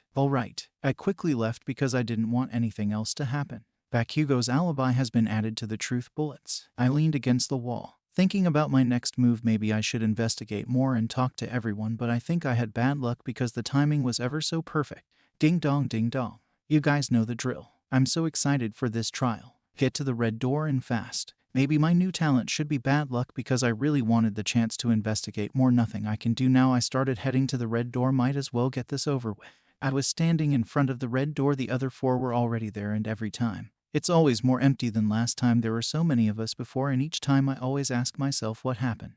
The door opened as always, and we all went into the elevator, and the door closed behind us. It was a little silent once the elevator started, and it was weird because Ku usually started talking to give us hope. Come on, guys. We can't lose hope now. Ryuko imitated something Ku would say, which put a small smile on my face. I was glad one of us was a little hopeful. I knew it would just change though. The elevator doors soon opened, and it was time. Ku, you will be avenged, and that's a promise. I don't think I'll get the chance to explain the rules, so just start. Monokuma exclaimed. Is there an option to skip out? Inuyasha rolled his eyes. Unless you want to be executed, smartass, I suggest to keep your mouth shut. Yeah, okay, good to know he has some fear over Monokuma. Let's get this shit over with. Bastards, Bakugo was rushing us, but I understood him. So, how are we starting off? Inuyasha asked me. We can start off with something simple that even you could understand. I think I unintentionally insulted him by calling him an idiot, but I wasn't in the mood to apologize. So how will we start this off? Kano asked. We can start with the cause of death. Simple, I answered her quickly. Didn't he drown? No duh. Do you not read? An obnoxious Inuyasha spoke up. Okay then, smartass, you have an explanation on why he was in the bathtub then? Ryuko shot back, but she was right since it was an odd place of death. Non-stop debate. So why was he in the bathtub? I repeated Ryuko's question. Maybe the killer broke in while he was bathing. He shrugged in return. You fucking dumbass. He's in full clothing. Bakugo snapped to him. Besides, they didn't have his e-handbook, Kano added in. Then maybe he was just dragged there. I dunno. Good to know Inuyasha can sometimes be useful. I agree with you. Break. Truth bullet used. Blood trail. See, you are helpful. What's that supposed to mean? He growled. I'm trying to say that you're right, he had to be dragged into the bathroom. While the fucking dog is right, Bakugo snickered. I'm not a dog. He snapped back. Then wanna explain the ears. Ryuko crossed her arms. Let's just move on. While that shut him up real quick. So he was dragged in, meaning that the door had already been opened, but how did they drag him in if he was conscious? Well, they knocked him out. I couldn't finish my answer. Shut the hell up. Bakugo cut me off. At least he's participating. What is it? He couldn't have been knocked out. Bullshit. I guess he wasn't here for most of the investigation, so I'll prove him wrong. I just hope my face doesn't get blown. Rebuttal showdown. How the hell could he have been knocked out? I know that little shit wasn't that weak. Quit fucking lying, dumbass, or else I'll blow you up in so pieces that they won't be able to piece you back together. I was a little nervous by his threats. There was obviously something that knocked him out. You just weren't there to investigate. I know damn well I'm smarter than you, and nothing was there to knock his ass out. Now come the fuck over here so I can blow you up. I'll cut through that statement. I finally stopped him. Those threats were getting out of hand. Break. Truth blade used. Book. If you actually took the time to investigate, you'd see that there was a book that thick and it could knock out anyone, even you. FRK that. I'm not that weak. He shot in my face. Well, it could have knocked out Ku. That probably caused the bleeding, and they dragged him from there. FRK you. I guess he didn't have any more words, so that ends that. Let's move on then. Whoever left the cafeteria is a suspect. Simple as that. Inuyasha yawned. Yeah, you're just saying you're not the killer. Ryuko rolled her eyes as she crossed her arms. I guess I have an alibi either way. He seemed tired of this. Yeah, he was with me the entire time. I can back him up any day. I agreed. Let's just continue. His mood seemed really down, but it was probably just the despair disease. I guess whoever left the cafeteria is a suspect. I shrugged. There was no other way. Non-stop debate. Whoever left the cafeteria is an obvious suspect. I repeated myself. Too bad I'm not a fucking suspect because I didn't do shit. Bakugo yelled to me. We get it, you're not the killer, just quit screaming. Inuyasha muttered. Maybe it is Bakugo since he keeps saying it's not him. Ryuko snickered, but I'll have to agree. I agree with that. Break. Truth bullet used. Bakugo's alibi. I mean, it could be Bakugo. What the fuck did you say? Quit yelling, you waste of air. Inuyasha snapped to him. You said after you left the cafeteria. You went to the gym, but you never said what you were even doing there. I finished my answer. Oh snap, Ryuko added her unnecessary comment. How about we move on and go over everything else if evidence points back to him? Then we'll vote him. Kanao had been a little quiet today, but we all nodded in agreement. This is tiring. Inuyasha pulled on his hair. It is. Ryuko yawned. If you guys are tired, I'll pour a bucket of piranhas on ya. Monokuma chimed in. I'm good. Hey. I guess Inuyasha was tired of this. Huh, are y'all going to sleep already? Monokuma had a disappointed voice. When you go through the same trials, it's just not interesting anymore. I guess he's sorta right. I quietly agreed. I think we're all done with this shit. Let's just vote someone random. It seems like Bakugo expected everyone to agree, but nobody did. Don't start acting, Killua. Idiot, Ryuko shot back. I don't care. Inuyasha was getting as quiet as Kanao, which was sorta strange. I think Inuyasha is sick because he'd never be this quiet, Ryuko sarcastically said. I am not sick, but I'm gonna become sick of your crap if you don't shut up. His mood just shot up so fast. Can we focus on more important matters? I got them back on track as only Ryuko nodded. No, I don't want to focus on the trial anymore. But we have to, dumbass, otherwise we can't figure out who the fucking killer is. Bakugo snapped to him. I don't want to continue anymore. Let's just ignore Inuyasha. Ryuko rolled her eyes and we all nodded as he just looked away. How about we move on to how Ku was killed, I said, and everyone nodded in agreement. Non-stop debate. So Ku drowned, right? Ryuko asked. Yeah, drowning is pretty painful, Kanao commented, and it sort of freaked me out. I don't give a crap. Just hurry up. Inuyasha spoke up. That's fucking dumb, Bakugo spoke. How? He could have just lifted his head. Maybe I'll make sure he investigates next time. Wait, that's wrong. Break. Truth bullet used. Rope. Someone make sure Bakugo knows what investigating means. The fuck did you say? Maybe investigate next time. Idiot, Ryuko added. If you were helpful, you'd notice that there was a rope that was tied to his neck in the faucet. And you cut me off because of that shit. He seemed really mad, so I had to prove my point quick. The rope was short, so even if he tried lifting his head, he'd get choked by it. So how the hell did he fucking drown? If he didn't try lifting his head, it would be underwater and the water was high enough to go over his head. I wonder if Bakugo will ever get a brain, Ryuko muttered as she laughed. Does that mean we have to go over alibis now? Kanao asked as I nodded. Bet. Weakest alibi is out. Inuyasha was treating this as if it were a game. Alright then. Ryuko joined in. I guess it's alibis now, I chimed in. So I can confirm Inuyasha is good since we were together the entire time. You were together for what reason again? Ryuko asked. Because someone decided I didn't deserve a sleep schedule and woke me up at 3 a.m. I hope my voice didn't sound too annoyed. Wow, I wonder who. Inuyasha snickered. Nobody cares about your fucking sleep schedule. Move on, Bakugo snapped to me. Anyways, I can say that everyone left the cafeteria and Ayasha just now decided to be helpful. Then this should be easy, I happily said to myself. Non-stop debate. So the weakest alibi loses, and Ayasha enthusiastically said, "We'll be done in no time." Ruko chimed in. "So let's go through alibis," I muttered. "I'm obviously good because Trunks can back me up," and Ayasha boasted. It's not, Bakugo, we went through that," Kanao muttered. "It's probably Kanao, bitch has been quiet," Bakugo remarked, but I was lucky enough to have something to counter with. "Wait, that's wrong. Break. Truth bullet used, Kanao's alibi. Incorrect, it can't be Kanao. Maybe Trunks likes her and that's why he keeps backing her up," and Ayasha snickered as Ruko joined in with him. "No," Kanao said. "She went straight to her room. She didn't stop for anything or anyone," I answered them. "You little bitch. Interrupt me again and I'll fucking blow your shit," Bakugo yelled to me. "Let's not make threats and let's continue on." Kanao got us all back on track. "Oh yeah, I almost forgot about something," I said as everyone turned to me. "What is it now?" And Ayasha's mood once again changed. "I think I already know who the killer is." "Spit it out. We want to get this shit over with," Bakugo snapped. "The killer could be Ryuko." "What?" Ruko changed her mood to a serious one. "I said the killer could be you." "Oh my goodness. It's Ryuko. I never knew." And Ayasha said it in sort of a high-pitched tone, but it was obviously sarcasm. "It's Ryuko," Kanao said, surprised. "How is it me?" "It's not me," Ryuko countered back. "Well, it has to be you, there's no other way." "It's not me, you idiot. You're gonna get us all killed." "I'm not gonna get us all killed, it's obviously you." "Oh, come on. It's not me." Ruko just kept saying the same thing. "It probably is Ryuko," and Ayasha snickered. "Shut it, dog." "So if it's Ryuko, then let's vote," Kanao said as I nodded. "It's not me. At least let me have a say in this." "Fine, what's your say in this then?" I looked to her. "How about the killer isn't me?" "Though guys, I guess the killer isn't her anymore. That just removes every piece of evidence," and Ayasha rolled his eyes, crossing his arms. "There's still evidence that it's her." "Idiot," I grumbled a little. "Then enlighten us." Ryuko was impatient, so I had to be quick about this. PTA panic talk attack. "How is it me?" "It can't be me. You're so wrong right now. You'll be getting everyone killed because you decided to be stupid right now. How about you think about this? It could still be Bakugo." "It's not me. She shot all of this at me, but I had enough proof." "What proof do you have?" "Alibi. This is your end." I finally stopped her from talking. "Break." "What?" She stopped. "Don't you remember the alibi you told me? You said you went to the library." "What a coincidence, that's where books come from," and Ayasha commented. "And it's crazy how there was a book and said book was at the scene. Just because I went to the library doesn't mean I'm the killer." She shot to me. "Let's fucking vote and end this shit," Bakugo yelled over all our voices. "Alright then, Monokuma.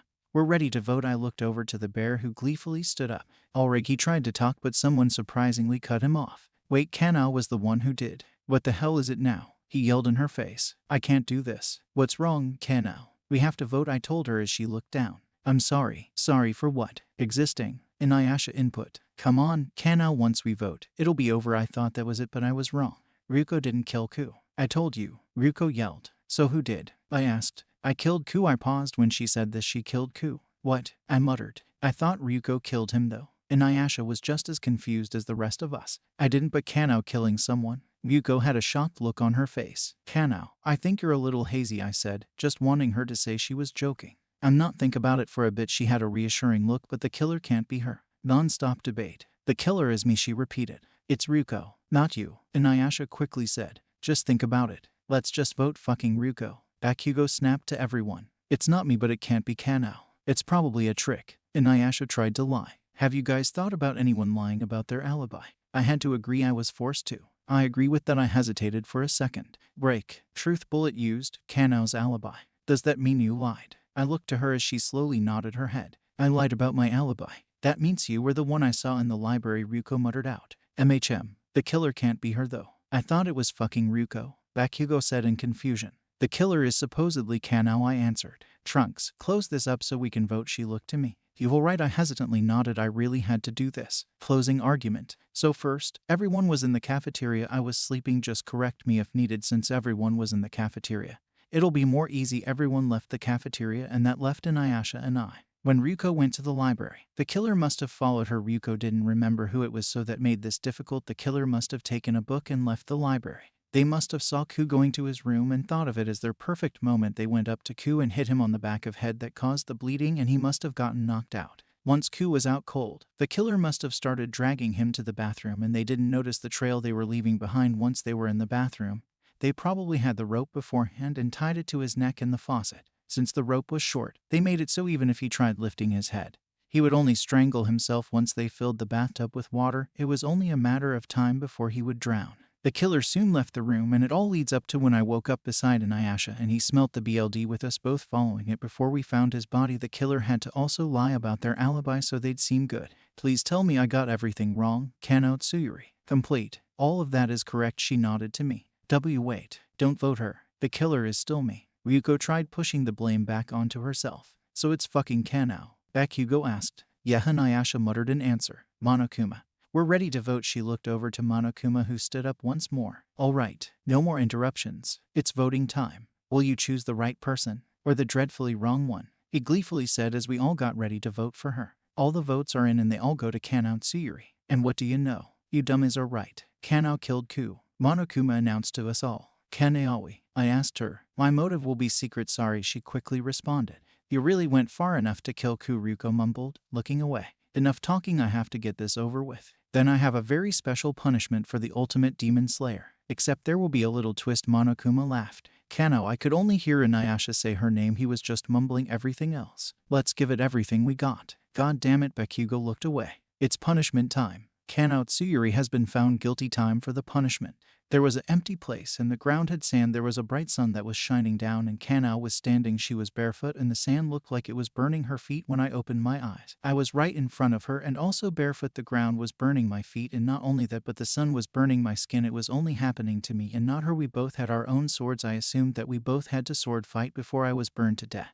Demon slaying a human. The ultimate demon slayer's execution. I decided to play this out and pretend to fight her since I could just think of a way to get us both out soon.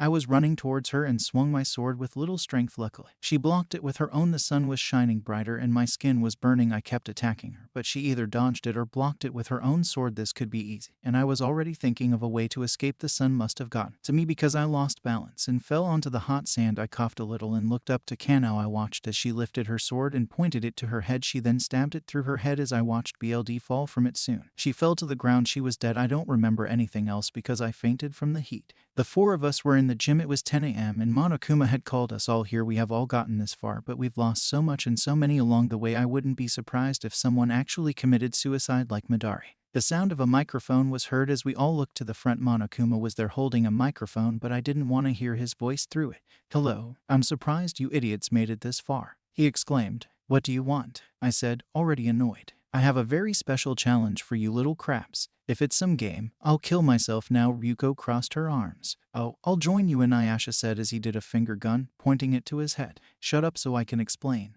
Monokuma cut us all off. Fine, hurry up or I'll blow your ass, Bakugo said impatiently. You guys have to figure out who the mastermind is. Do you expect us to gamble it and vote someone random? I said this was dumb and I wish I could just leave. Nope. You'll find clues and see who they point to. Wow, I'm so glad we all have such good memory. Inuyasha's voice is sarcasm in it. No worries. If you need help, you'll just ask me. Any rooms that were off limits before will now be unlocked. No worries, this will be cake, Ryuko said enthusiastically. Then good luck to you all. Monokuma laughed before he disappeared before us. So how will we figure out the fucking mastermind? Bakugo asked the question we all wanted to ask. Doesn't the mastermind have some sort of act? We can remember how everyone acted throughout the trials. I put up my suggestion as everyone nodded. If you guys don't remember, I remember all the trials, so no worries. Inuyasha grinned. Perfect, so Inuyasha knows everything. So this will be easy. Ryuko smiled. Class Trial 1 has been added to the Truth Bullets. Class Trial 2 has been added to the Truth Bullets. Class Trial 3 has been added to the Truth Bullets. Class Trial 4 has been added to the Truth Bullets. Class Trial 5 has been added to the Truth Bullets. If all the rooms that were off limits are now unlocked, then we can look there, Inuyasha said. Alright then, Inuyasha and Bakugo will be together. Trunks, you're with me. Ryuko split us into duos. Of course Trunks is alone with the girl, Inuyasha snickered. Not the time, you dumb fucking dog. Bakugo slapped him. Okay, fine. Inuyasha and Bakugo can go alone. Trunks, let's go. Ryuko ran out before me as I followed behind her, and glancing back, Inuyasha and Bakugo were running out, too. Me and Ryuko went to the first room that I knew was locked before. It was on the 3rd floor, which had been unlocked for a while, but I've never had a reason to be up here. I opened the door and looking around. There were a lot of computers and it looked like a tech room. It was sorta cool. There was another door in front of us with Monokuma's face, but I'll see it later. Do you think this was some old computer room? Ryuko asked as she walked around. Probably, it looks unused, I answered. I'm gonna check out the door, it's unlocked, right? Ryuko went over to the door with the Monokuma face as she opened it, walked through and closed it behind her. There were some papers on a desk and I rummaged through a few of them again. They all had something to do with the ultimate despair, ultimate hope, or the future foundation. Hey, what are you looking at? I turned behind me and there was Monokuma. Screw off. I'm trying to do what you asked us all to do. I accidentally snapped to him. Whoa, this is pretty cool, he only said. What are you talking about? It's me, Ryuko. I found this cool little control panel in the room and I have now transformed into Monokuma. So it's really you. Come into the room. I hesitated, but I opened the door and looked to Ryuko, who was sitting at a control panel. While looking around, there were small little TVs which showcased all the places that had security cameras. I think this is some security room Monokuma uses. But you just proved that Monokuma is being controlled, meaning he's nothing but some robot, I muttered. I got it. A mastermind controls Monokuma and looks at all the cameras from here. Good thinking, Ryuko, I praised her. Good thing I was with someone smart. Security room has been added to the truth bullets. Oh yeah, I ran out for a second and came back with all the papers I saw about the ultimate hope and despair. You found more of these? Man, this lady is famous. Ryuko took a paper which showcased supposedly Junko and Ashima. She pretty much is, and she has a good figure. Ryuko made the comment and I silently took the paper from her. We're not here for that. Yeah, I know. She grabbed another paper and it was still about Junko. Everything is about Junko, I muttered. Junko and Ashima's successor. Ryuko tried reading it out loud, but the rest of the paper was ripped. Well, that's just great. I grabbed another paper and replaced it with the one she had so she could read that one. Junko and Ashima is dead. She had been killed, but despair will continue on. The future foundation will try to help. She read to me. Alright then, this is a good start. Newspapers has been added to the truth bullets. Let's get out of here now. Ryuko stood and quickly left the room. I was about to follow behind when I looked to the ground and noticed some hatchet. It looked locked, so I decided not to even try. I soon ran out to catch up with Ryuko. Hatchet has been added to the truth bullets. Inuyasha's POV. Wonderful. I was walking through the hallways alone since Bakugo decided to be a little baby and not come with me, so I was just alone. So what if I was? Aren't I just used to this already? No worries, I'll find so much stuff that they'll be so jealous and praise me. Yeah, that's what I'll do. I'm gonna be so cool, but maybe I'm just saying all this stuff. I was on the second floor where the dorms were. Everything looked like ruins, but it didn't really faze me. Although it looked like some war had happened, I jumped over anything that was in my way. At the end, there was a wooden door. I don't think too much, so I just opened the door. It looked like some sort of office, so I just assumed it was Monokuma's. I looked over to a drawer and there was a picture on it. Picking it up, it looked like some girl and what seemed to be her father. Purple hair did not look good on her, and it was strange since the guy's hair was brown.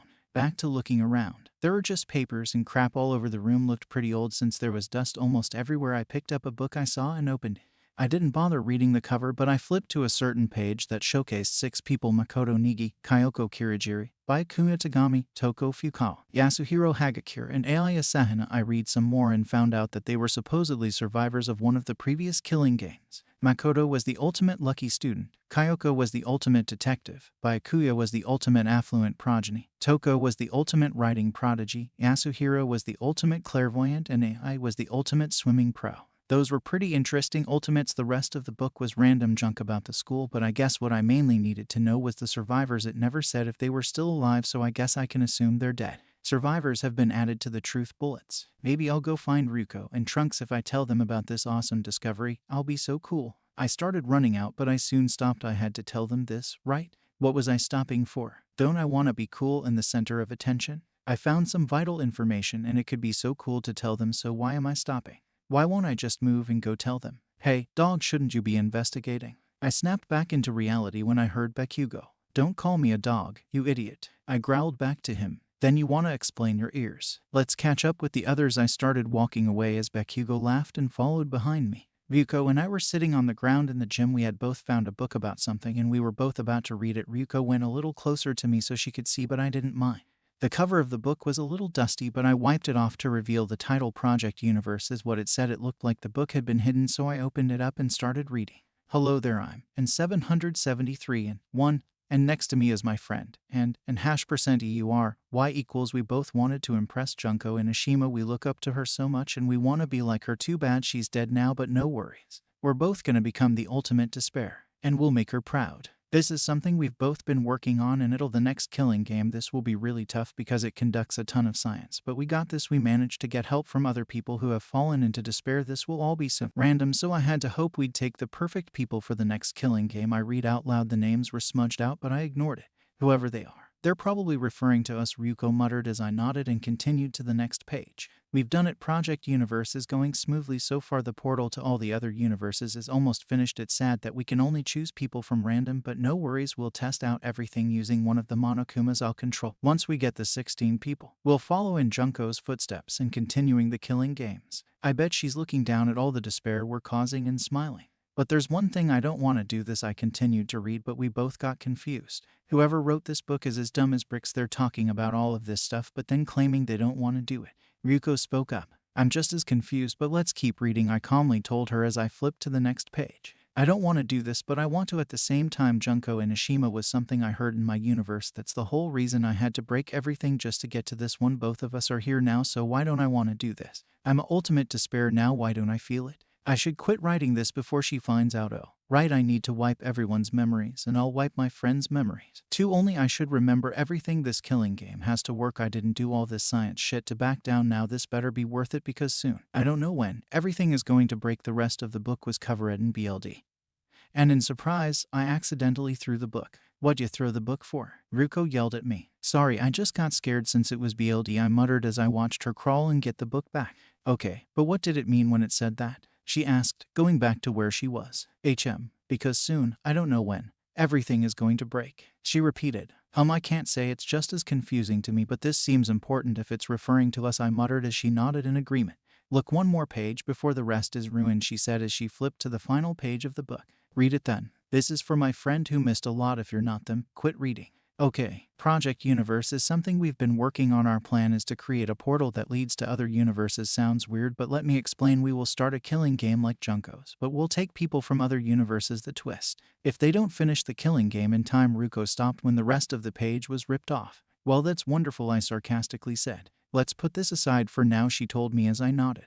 Project Universe has been added to the truth bullets. Hey, guys. Inuyasha burst in with Bakugo behind him. God, you're so loud. Keep it down and quit barking. Ryuko yelled back. Shut up. I found some important information. He ran up to me and shoved a book in my face. What is this even? I asked as he opened to a page for me. Important information. I told you already. Shut the hell up, you damn dog. Quit barking. Bakugo yelled over him. I quote, am not barking. Sounds like you are. Both of you shut up. Ryuko snapped to both of them. So these are the survivors. I hadn't been paying attention since I was reading. Yeah, they're survivors from a previous killing game. It doesn't say if they're dead. This is relevant how? Oh, come on. I took all the time in the world to find it. Be thankful, brat. He yelled in my face. Okay, you found something important. Bakugo, what'd you find? We all turned to him. Nothing important, everything was just fucking junk, he replied. Do you think we've found enough? Inuyasha asked me as I shrugged. There's probably a lot more to this case. But masterminds act different than the rest of us, right? Ryuko said. Yeah, so this will be easy. Fuyuhuhu. Don't think too ahead. Monokuma appeared in front of us all. Bark. Go away. Bark. Inuyasha started making some barking noises like a real dog.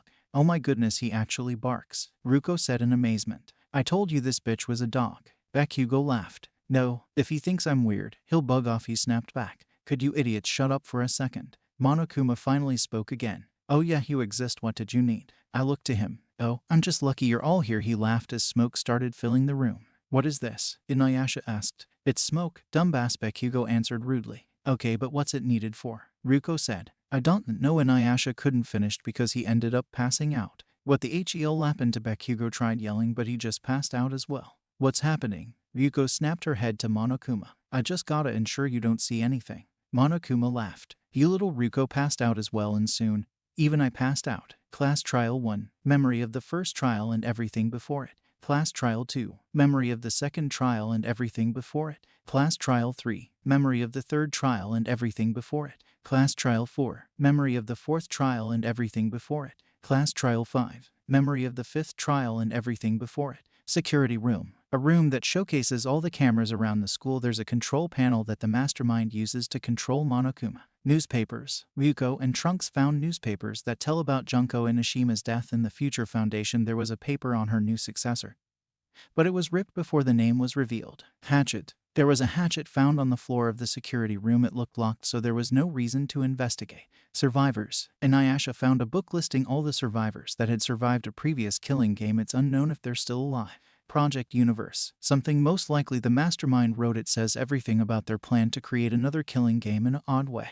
Makoto's POV. Project Universe. Kyoko asked me. I had found some papers in my office about something called Project Universe. It had something to do with the people in the current killing game. How did I not find this before? This could have solved most of our problems. It's basically how the killing game even started, but I don't have much on it though, I finally answered, handing her the papers. Can we confirm if the mastermind is still alive? If they are, the students could still be in trouble. No, I don't know, but there's important matters to focus on. If we don't get them back, then something awful is gonna happen. We could only revive that Gundam Tanaka guy for a day. There's no possible way to get him back. Byakuya walked in with Shuichi, Himiko, and Maki behind him. Is there a way to save the other students in the killing game? Maki looked to me as I thought for a bit. The lab. Could you explain to us? Shuichi spoke. I found this extra page. I could read it aloud to all of you guys. I held up a paper for them to all see. Yes, please. Byakuya nodded as I started to read. Project Universe is going down in the lab. We both know where it is, and I'm surprised the people who have fallen into despair haven't destroyed it. But if it was destroyed, this whole plan would have shattered. The lab is where the portal lays, and it's the only way to even access it. A simple flip of a lever will open the portal back. I think I'll change it in the future if I have one. I read out loud. There was more, but it had nothing to do with it.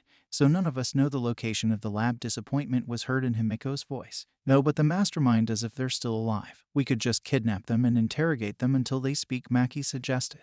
Isn't that a little too much? I said. It's because she's the ultimate assassin. Of course she'd suggested, Himiko teased. You both are off topic. Quiet. Byakuya snapped to them. Yes sir, they both muttered in return. That means if they're lucky enough, they can escape the school and find the lab to escape themselves. Kyoko got us all back on track. But all the riots happening and killing, could they really make it? Shuichi said as I paused to think for a second. I know they have some sort of abilities. They can make it through just fine if they play their cards correctly. Byakuya answered for me. So it's just more luck, Maki muttered. But they should get through it. Don't worry, I reassured her quickly. Let's all just hope, Kyoko added in as we all nodded. That's when an alarm went off. We were all confused because the security was tight, yet someone broke in. I saw that Maki took out a dagger and started walking out, but Shuichi pulled her back. I think the alarm is coming from the basement. Shall we get moving? Byakuya looked to everyone as we all nodded. Shuichi, Himiko, stay here and watch over the papers, please, I asked. Sure thing, he nodded. Everyone, come on. I gestured everyone to follow me as I ran out, and everyone came behind me. Once we were in the basement, I looked around. The lights were shattered, so they were flickering on and off. I saw a figure in front of us, but I couldn't make them out. I know it's here. Where the hell is it? They asked me. We don't know what you're talking about, Byakuya answered. No, I know it's here. Where the hell is it? Calm down, we may help you. What are you trying to look for? I asked them. I need to know where the lab is. I want to end the killing game. I give up, they muttered. Does that mean? Maki started talking. You're the mastermind of the current killing game. Kyoko finished her sentence. I regret everything. I don't like seeing everyone die. I don't want to be in despair. Anyone, I want to help everyone escape. Why should we trust you? You went through all of this to give up here. Byakuya spoke in a serious tone. You did all this Project Universe stuff, yet you now decide to help everyone. Maki had the same tone. Just tell me where the hell the lab is. I have to know, damn it. They yelled. We don't know. Sorry, I responded to them. I have to hurry before the others wake up. They quickly ran off and they were soon gone. We shouldn't have let them get away. We could have asked them where they were. Maki grumbled in frustration. Let's just hope they'll be all right, Kyoko muttered as we all nodded.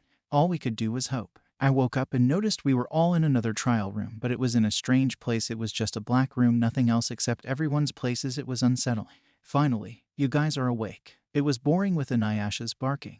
Monokuma's voice was the first to be heard as everyone else sat up. If I bit your hand off, would you believe me if I said it was a dog act? Inuyasha remarked. This doesn't even look like a normal trial room. What is this? Ryuko blocked out his comment. Well, I doubt you guys would believe me, he snickered. Just fucking tell us. Bakugo didn't raise his voice. Beyond the darkness is the outside world. The outside? I said, confused. If I removed this black background, it would show the outside world, meaning we are not in the school, but people aren't attacking us. Guys, hurry and break it so we can make a run for it. Inuyasha was about to punch it, but Bakugo stopped him. You dumbass, if we tried, either Monokuma would get to us or the other people would. Wow, Bakugo is smart, Ryuko said in sarcasm. Get the damn trial started. I'm so bored. Monokuma shut everyone up really quickly as we all got into our places. All we have to do is call out the person with the lamest act, right? Inuyasha shrugged. Basically, I answered. Then let's get this shit over with, Bakugo quickly said as we nodded in agreement.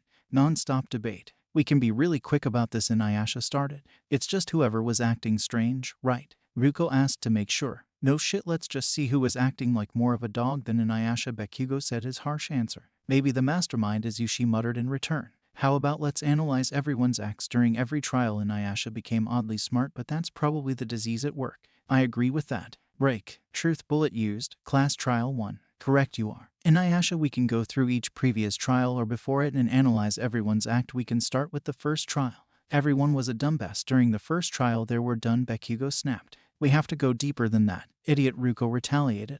I know that Bakugo was beaky and was hardly relevant since he didn't talk much, Inuyasha muttered. And Akane just hated all the boys, Ruko added in. And she wasn't too nice. Maybe it's her, I suggested. No, dumbass, she'd be too obvious. Bakugo shot down my idea real quick. Inuyasha was just angry half the time and Killua was pretty calm, Ruko snickered. Says the one who didn't say crap during half the trial, Inuyasha shot back. All Usagi did was cry and whine, but she can't be the mastermind. I said my thought out loud. Leaf was smart and she helped a lot during the trial. She was pretty nice, so she can't be it. When Ruko said this, I did a sigh of relief. Good thing she wasn't the mastermind.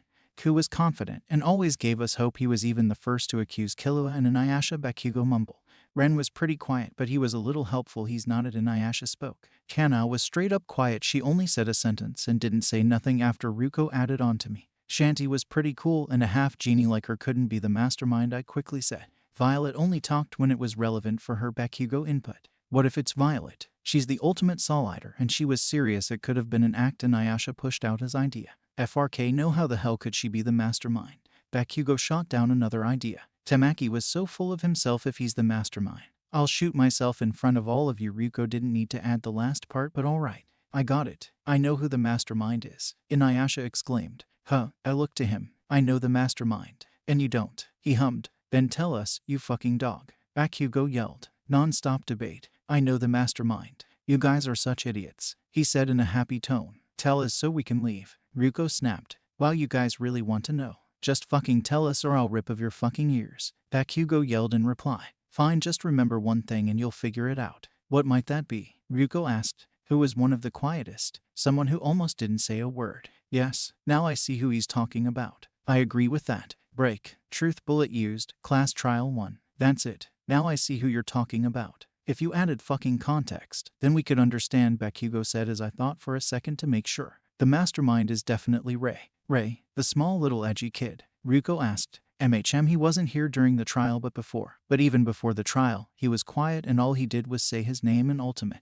I guess the damn kid was quiet, Bakugo muttered. The mastermind can't be a damn kid, Ruko quickly said. Why is that? I questioned. We all saw his body, so how could he be resurrected? Well, there goes my idea, Inuyasha muttered. It can still be Ray though. Shut the fuck up. Bakugo cut me off. What's your objection now? I groaned. It can't be a damn kid, and even if it was him, he's dead, you fucking dumbass. I'll just shoot this down real quick. I wanna get this over it. Rebuttal showdown. How the hell could Ray be the mastermind? He's a fucking kid. And we all saw his dead corpse. How the hell could he come back to life? I think I may be a little crazy. Boutique could be possible. He faked his death maybe. I pondered. How the hell could he have faked his death? Were you just blind when we saw his fucking body? Even if he was alive, where could he have hidden? I had to think for a bit when he said this. There weren't many hiding placing, but I think there is one. I'll cut through that statement. Break. Truth blade used. Hatchet. No, I know there would be a place he could have hidden. I know what you're talking about. Ryuko caught on quickly. In the security room, there was a hatchet. It looked locked, but if Ray was the mastermind, he could hide in there. But Ray can't be the mastermind, Inuyasha said. Monokuma, is the mastermind dead or alive? I looked to the bear. Was quiet for a second. Well, it's hard to explain, but let me think for a moment, he responded. Hurry your lazy ass up. We don't have time for this. Bakugo snapped to him. Well, if mastermind is dead and alive. What? We all said at the same time. The mastermind is dead and alive. I think I'm becoming deaf. What was that? Inuyasha flickered his ears. Maybe I should have mentioned, but there are two masterminds. Two masterminds. Wait, no, I remember. Non-stop debate. Two masterminds. Inuyasha repeated. This gets more damn confusing, Bakugo said in frustration. Two masterminds maybe. I understand, Ruko muttered. Then maybe you're the mastermind since you understand.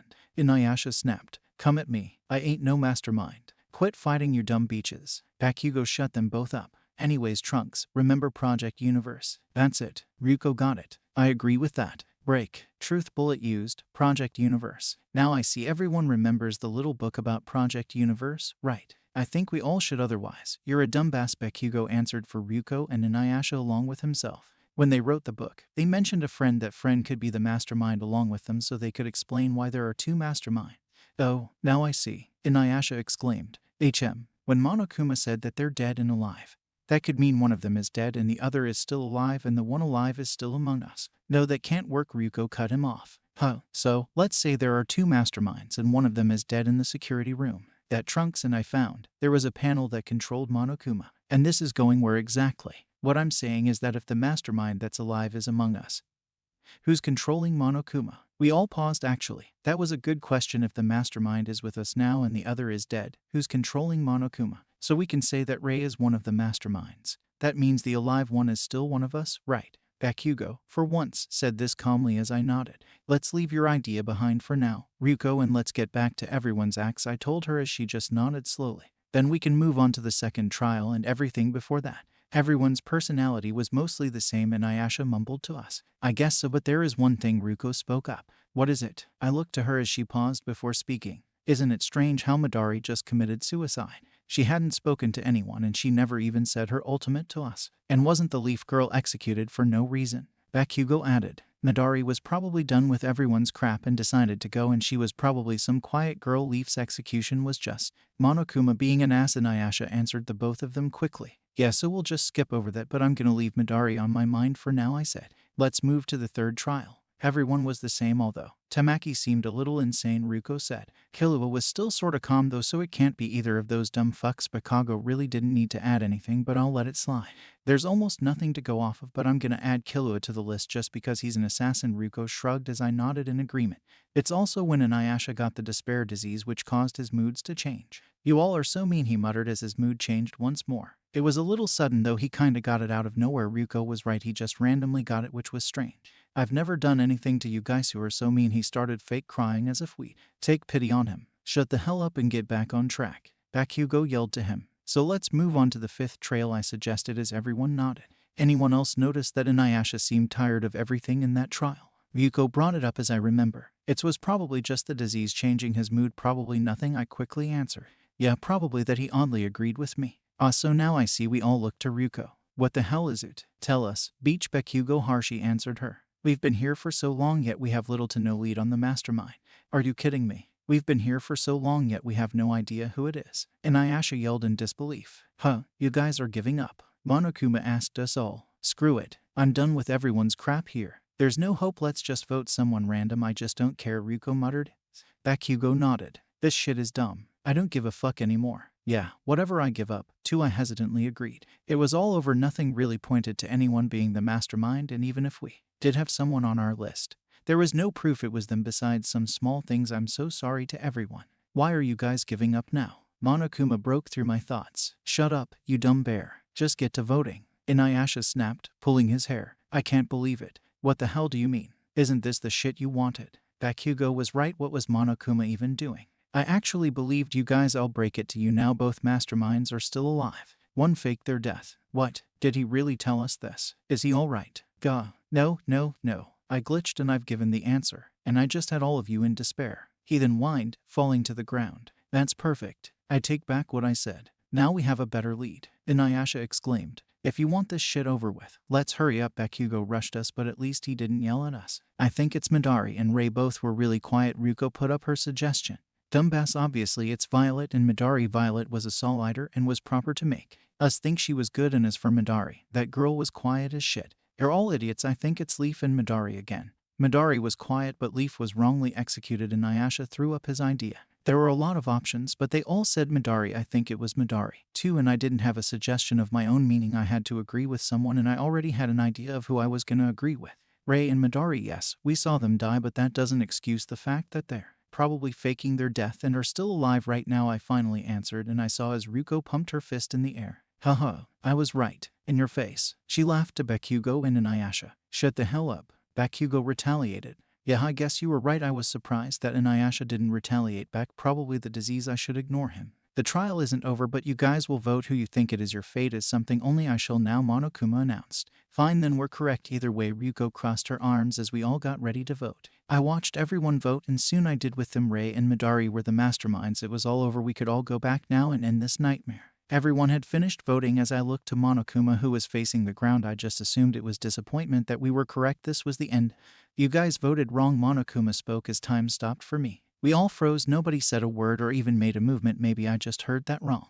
I get it wrong. We were incorrect. I see you're fucking with our heads because your dumbass can't admit defeat. Huh. Bakugo said in a PPY voice. You guys heard me right. The masterminds aren't Rei and Midoriya, he repeated. Then who the hell are the real masterminds? I had finally snapped. Well, we all went through this hell for so long, seeing everyone get killed, and all four of us had to go through that up until now. You're saying that everything until now was for nothing at all. Who are the real masterminds? I'm done with this crap. Trunks is right. None of us like seeing all of our friends dying. Either you reveal yourself or I'll get your dumb Build-A-Bear reject ass and throw you into next week. Ryuko joined in. Guys, be quiet. Inuyasha shut both of us up as I watched him go by Monokuma's throne seat. What the hell? What are you doing? Bakugo asked as Inuyasha grinned. I'm so sorry guys. I guess I should reveal myself too, but it's sad I was almost thrown under the bus, Monokuma said as he disappeared.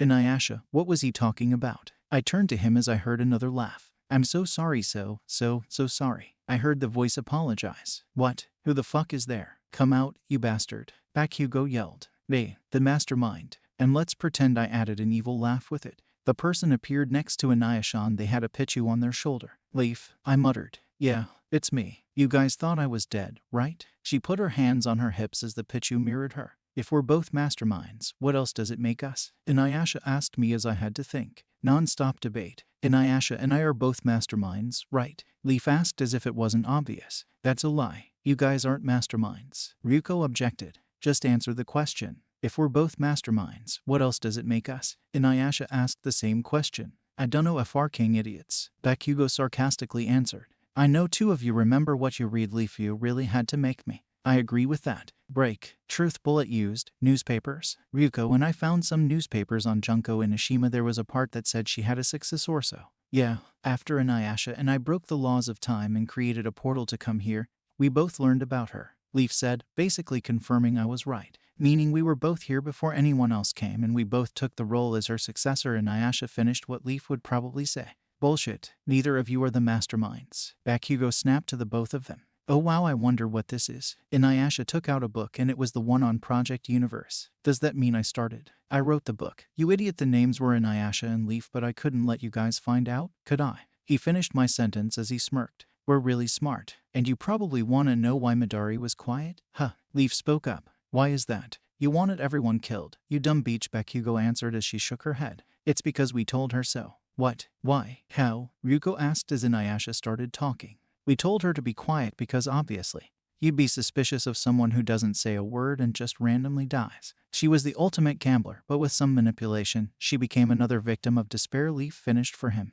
Why did you guys do this? I asked as the two of them went silent. That's not the point. We also pretended to kill off Leaf because it gave off despair, and again, you guys wouldn't even know she was a mastermind since you all watched her fake death. Inuyasha continued on. You son of a beach. I'll fucking kill you. Bakugo threatened. No, you can't kill us. That's not how it works. Leaf huffed as she went up to Bakugo. What the hell are you gonna do? He said as he raised his hand, about to make an explosion. I could have gone all out, but I'll use this as an example. I watched as she pulled out a sharp knife and held it up to his throat. Hey, Leaf, what are you doing? Ryuko said, going near her but stopping. I have to do this in the name of despair, of course. She laughed as I watched her sink the knife all the way through his throat before cutting off his head. Bakugo's head fell to the ground along with his lifeless body. While I sputtered out, sad, but he was an ass. Inuyasha kicked his head away. What the hell? Why'd you kill Bakugo? Ryuko finally reacted. He was annoying me. Besides, you guys will meet your end, too. Leaf responded, throwing the knife. Leaf, Inuyasha, why are you doing this? I yelled to them. Because they can't stop us, he answered. Who's they even? Who are you talking about? Ryuko said. The Future Foundation, of course. Inuyasha answered for her. Since we both came here before you guys, we both heard about them. The book Inuyasha found about the survivors are them. They work there and they haven't stopped us yet, Leaf said. And they're supposed to be about hope and junk and they have yet to stop us. Wait, that means you guys know where the lab is, right? Ryuko realized that and soon I did. That's where the portal is and that's where the exit out of this universe is. Then why aren't you letting us out? Why can't we leave already? I yelled. I guess I should have finished that page. Huh? He sighed. What page? The page you and Ryuko were reading. I remember it said that soon everything would break or something along the lines of that. Ryuko spoke up and I was glad she had a good memory. You're right, Leaf exclaimed, going over to hug her, but Ryuko pushed her back. What did it mean? I asked. Since none of us are supposed to be in this universe, every second that we're here is breaking it if we're here for any longer. This universe will crumble and all of us will fall with it. So we'll all just die. Ryuko mumbled. Yeah, eventually. We'll all die here together, Leaf answered, giggling. Isn't that just despair-inducing? You won't be able to avenge anyone because you died here. Inuyasha joined in. You guys are insane. What about the time we all hung out together? Was that for nothing, too? I asked. We were all so happy and now this. Come on. It was all an act. Of course everything was just for nothing. Trunks, why can't you understand already? Leaf said as I paused and looked away. You son of a beach. I thought we were all friends. Ryuko shot to them. In the end, friends always betray you. There will never be a friend in the entire world that will stick with you forever, Inuyasha answered her. Wait, she muttered. I didn't hear anything else she said, but it didn't matter. But we're all still friends, right? Leaf asked as she went towards me, placing her hand on my shoulder. What? Sure, we did all this stuff, but that doesn't change anything. We can all die together here. Come on then. We'll see everyone. I slapped away her hand as I stopped her from talking. I remember something. So did I, Ryuko chimed in. What is it? Leaf went back to where Inuyasha was. Inuyasha, you wrote the book, right? Yeah, wasn't it clear? Want me to write an essay on how I wrote the book? He answered sarcastically to her. Then drop the act, I said in a serious tone. What? You don't want to do this, do you? What are they talking about? Leaf turned to Inuyasha. You don't want to do this. Inuyasha admitted. You even wrote it in the book, Ryuko continued. No, if he didn't want to do this, I would know. Leaf grabbed the book from him and opened it, flipping through pages before she stopped on one. Read it for yourself. Then he doesn't want to do this, right? I looked to him as he looked down.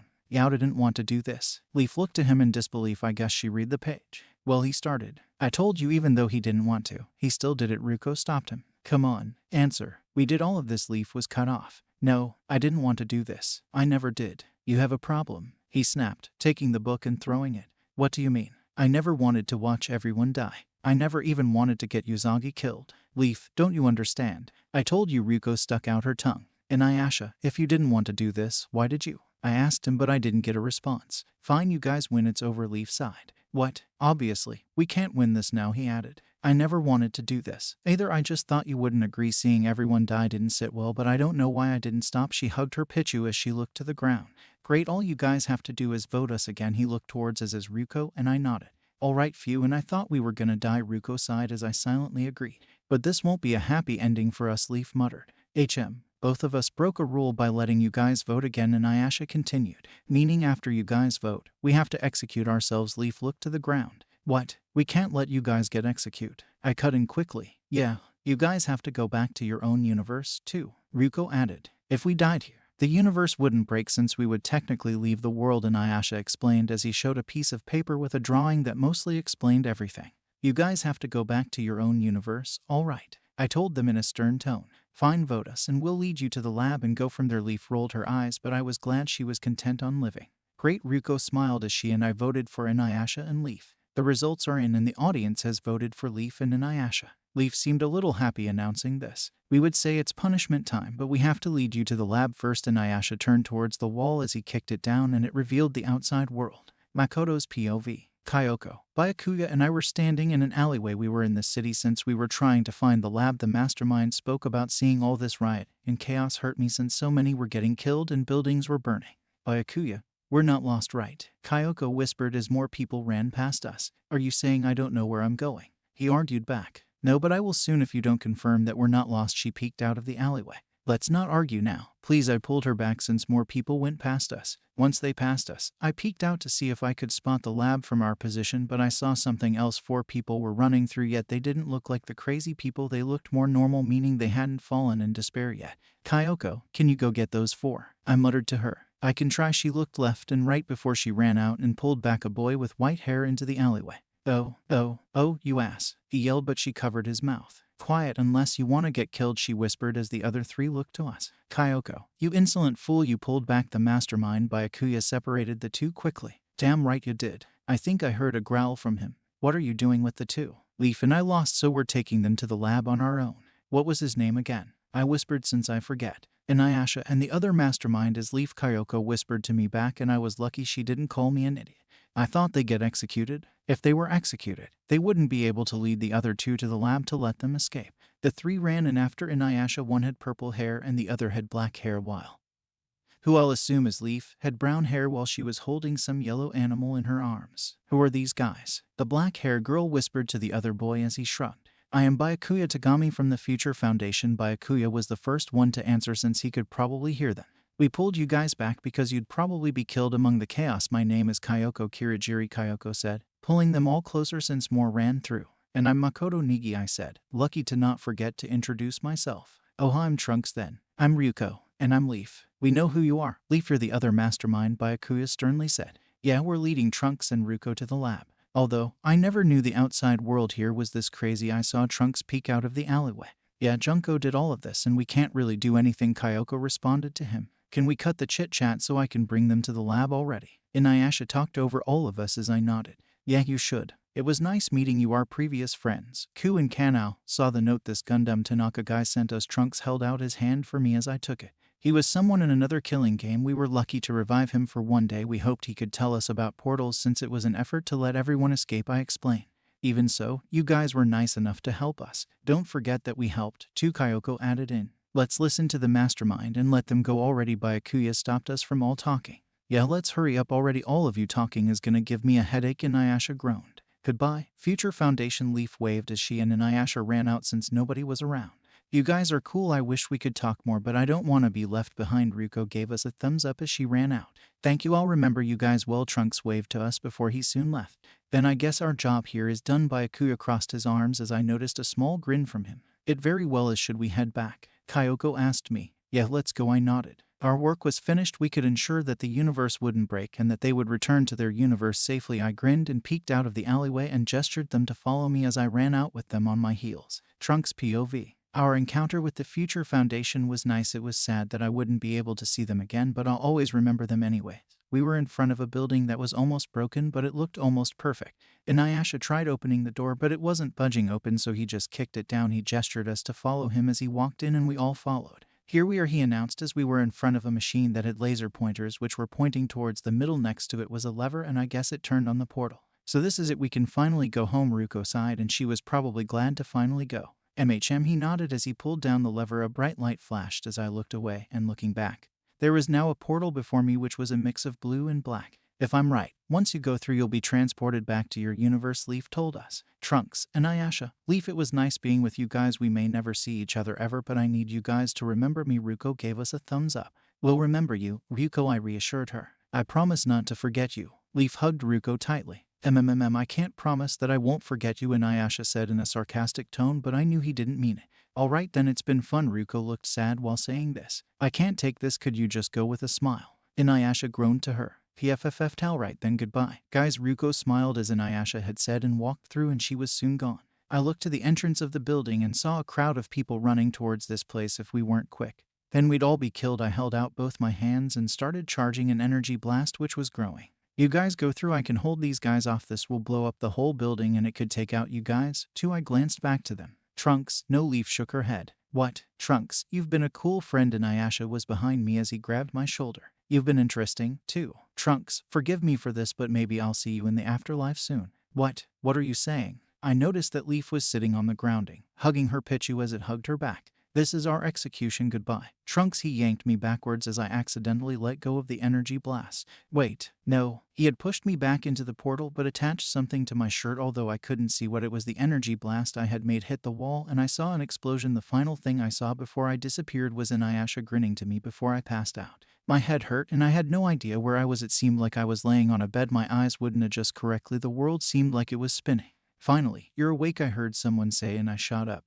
almost falling off the bed. Leaf, Inuyasha, I yelled before I was slapped. Calm down. You're so loud right now, they yelled, and when my eyes adjusted to the light, I looked to them. Huh, are you calm now? I then realized that it was Bulma, my mother. Where am I? Here in your room. I found you outside on the grass and you had been gone for over a month.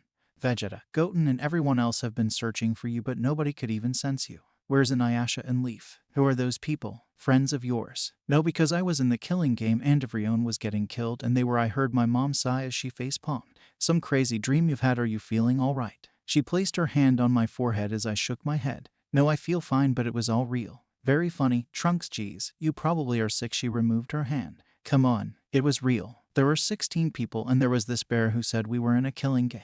And everyone was just killing each other and then. What the hell are you talking about? Vegeta, my father, burst in. I found him outside on the grass and he's telling me some crazy story. She explained to him. It's real. I shot back. Are you trying to argue with me? Yeah, because I know it was real. Be quiet, Trunks. My father snapped to me as I quickly shut up. He's insane, she muttered, walking out of the room. What's this? My father noticed something on my shirt as he snatched it. It was a folded piece of paper. I'll take that. I quickly snatched it from him, nervously laughing. Don't ever do that to me again, understood? I silently nodded as I opened the paper and started reading the paper. Hello, Trunks, I don't know if I'll actually give this to you. This is only if you guys end up voting us and winning. I've never expressed it and it hurts to even write this, but you were pretty good. I wish I could have said I was a mastermind before, and I want to say sorry for killing everyone. You probably won't forgive me for that though anyway. There's nothing much I want to say once you go through. We'll never see each other again, Leaf, and I have to get executed either way since it's how I was told it works, but you have to promise one thing: if you ever forget about me, I'll come down just to slap you in the face just to make sure. I never liked the killing game idea, so I don't know why I went with it, but I'm gonna get what I deserve for just killing everyone. Maybe we'll see each other in the afterlife, I don't know. But thanks for being some sort of friend, Trunks. Signed, Inuyasha. P.S. You're so cool, Leaf, I read in my mind as a slight smile appeared on my face. What the hell are you smiling about? Hurry up so we can start training, my father said as he walked out, slamming the door behind him.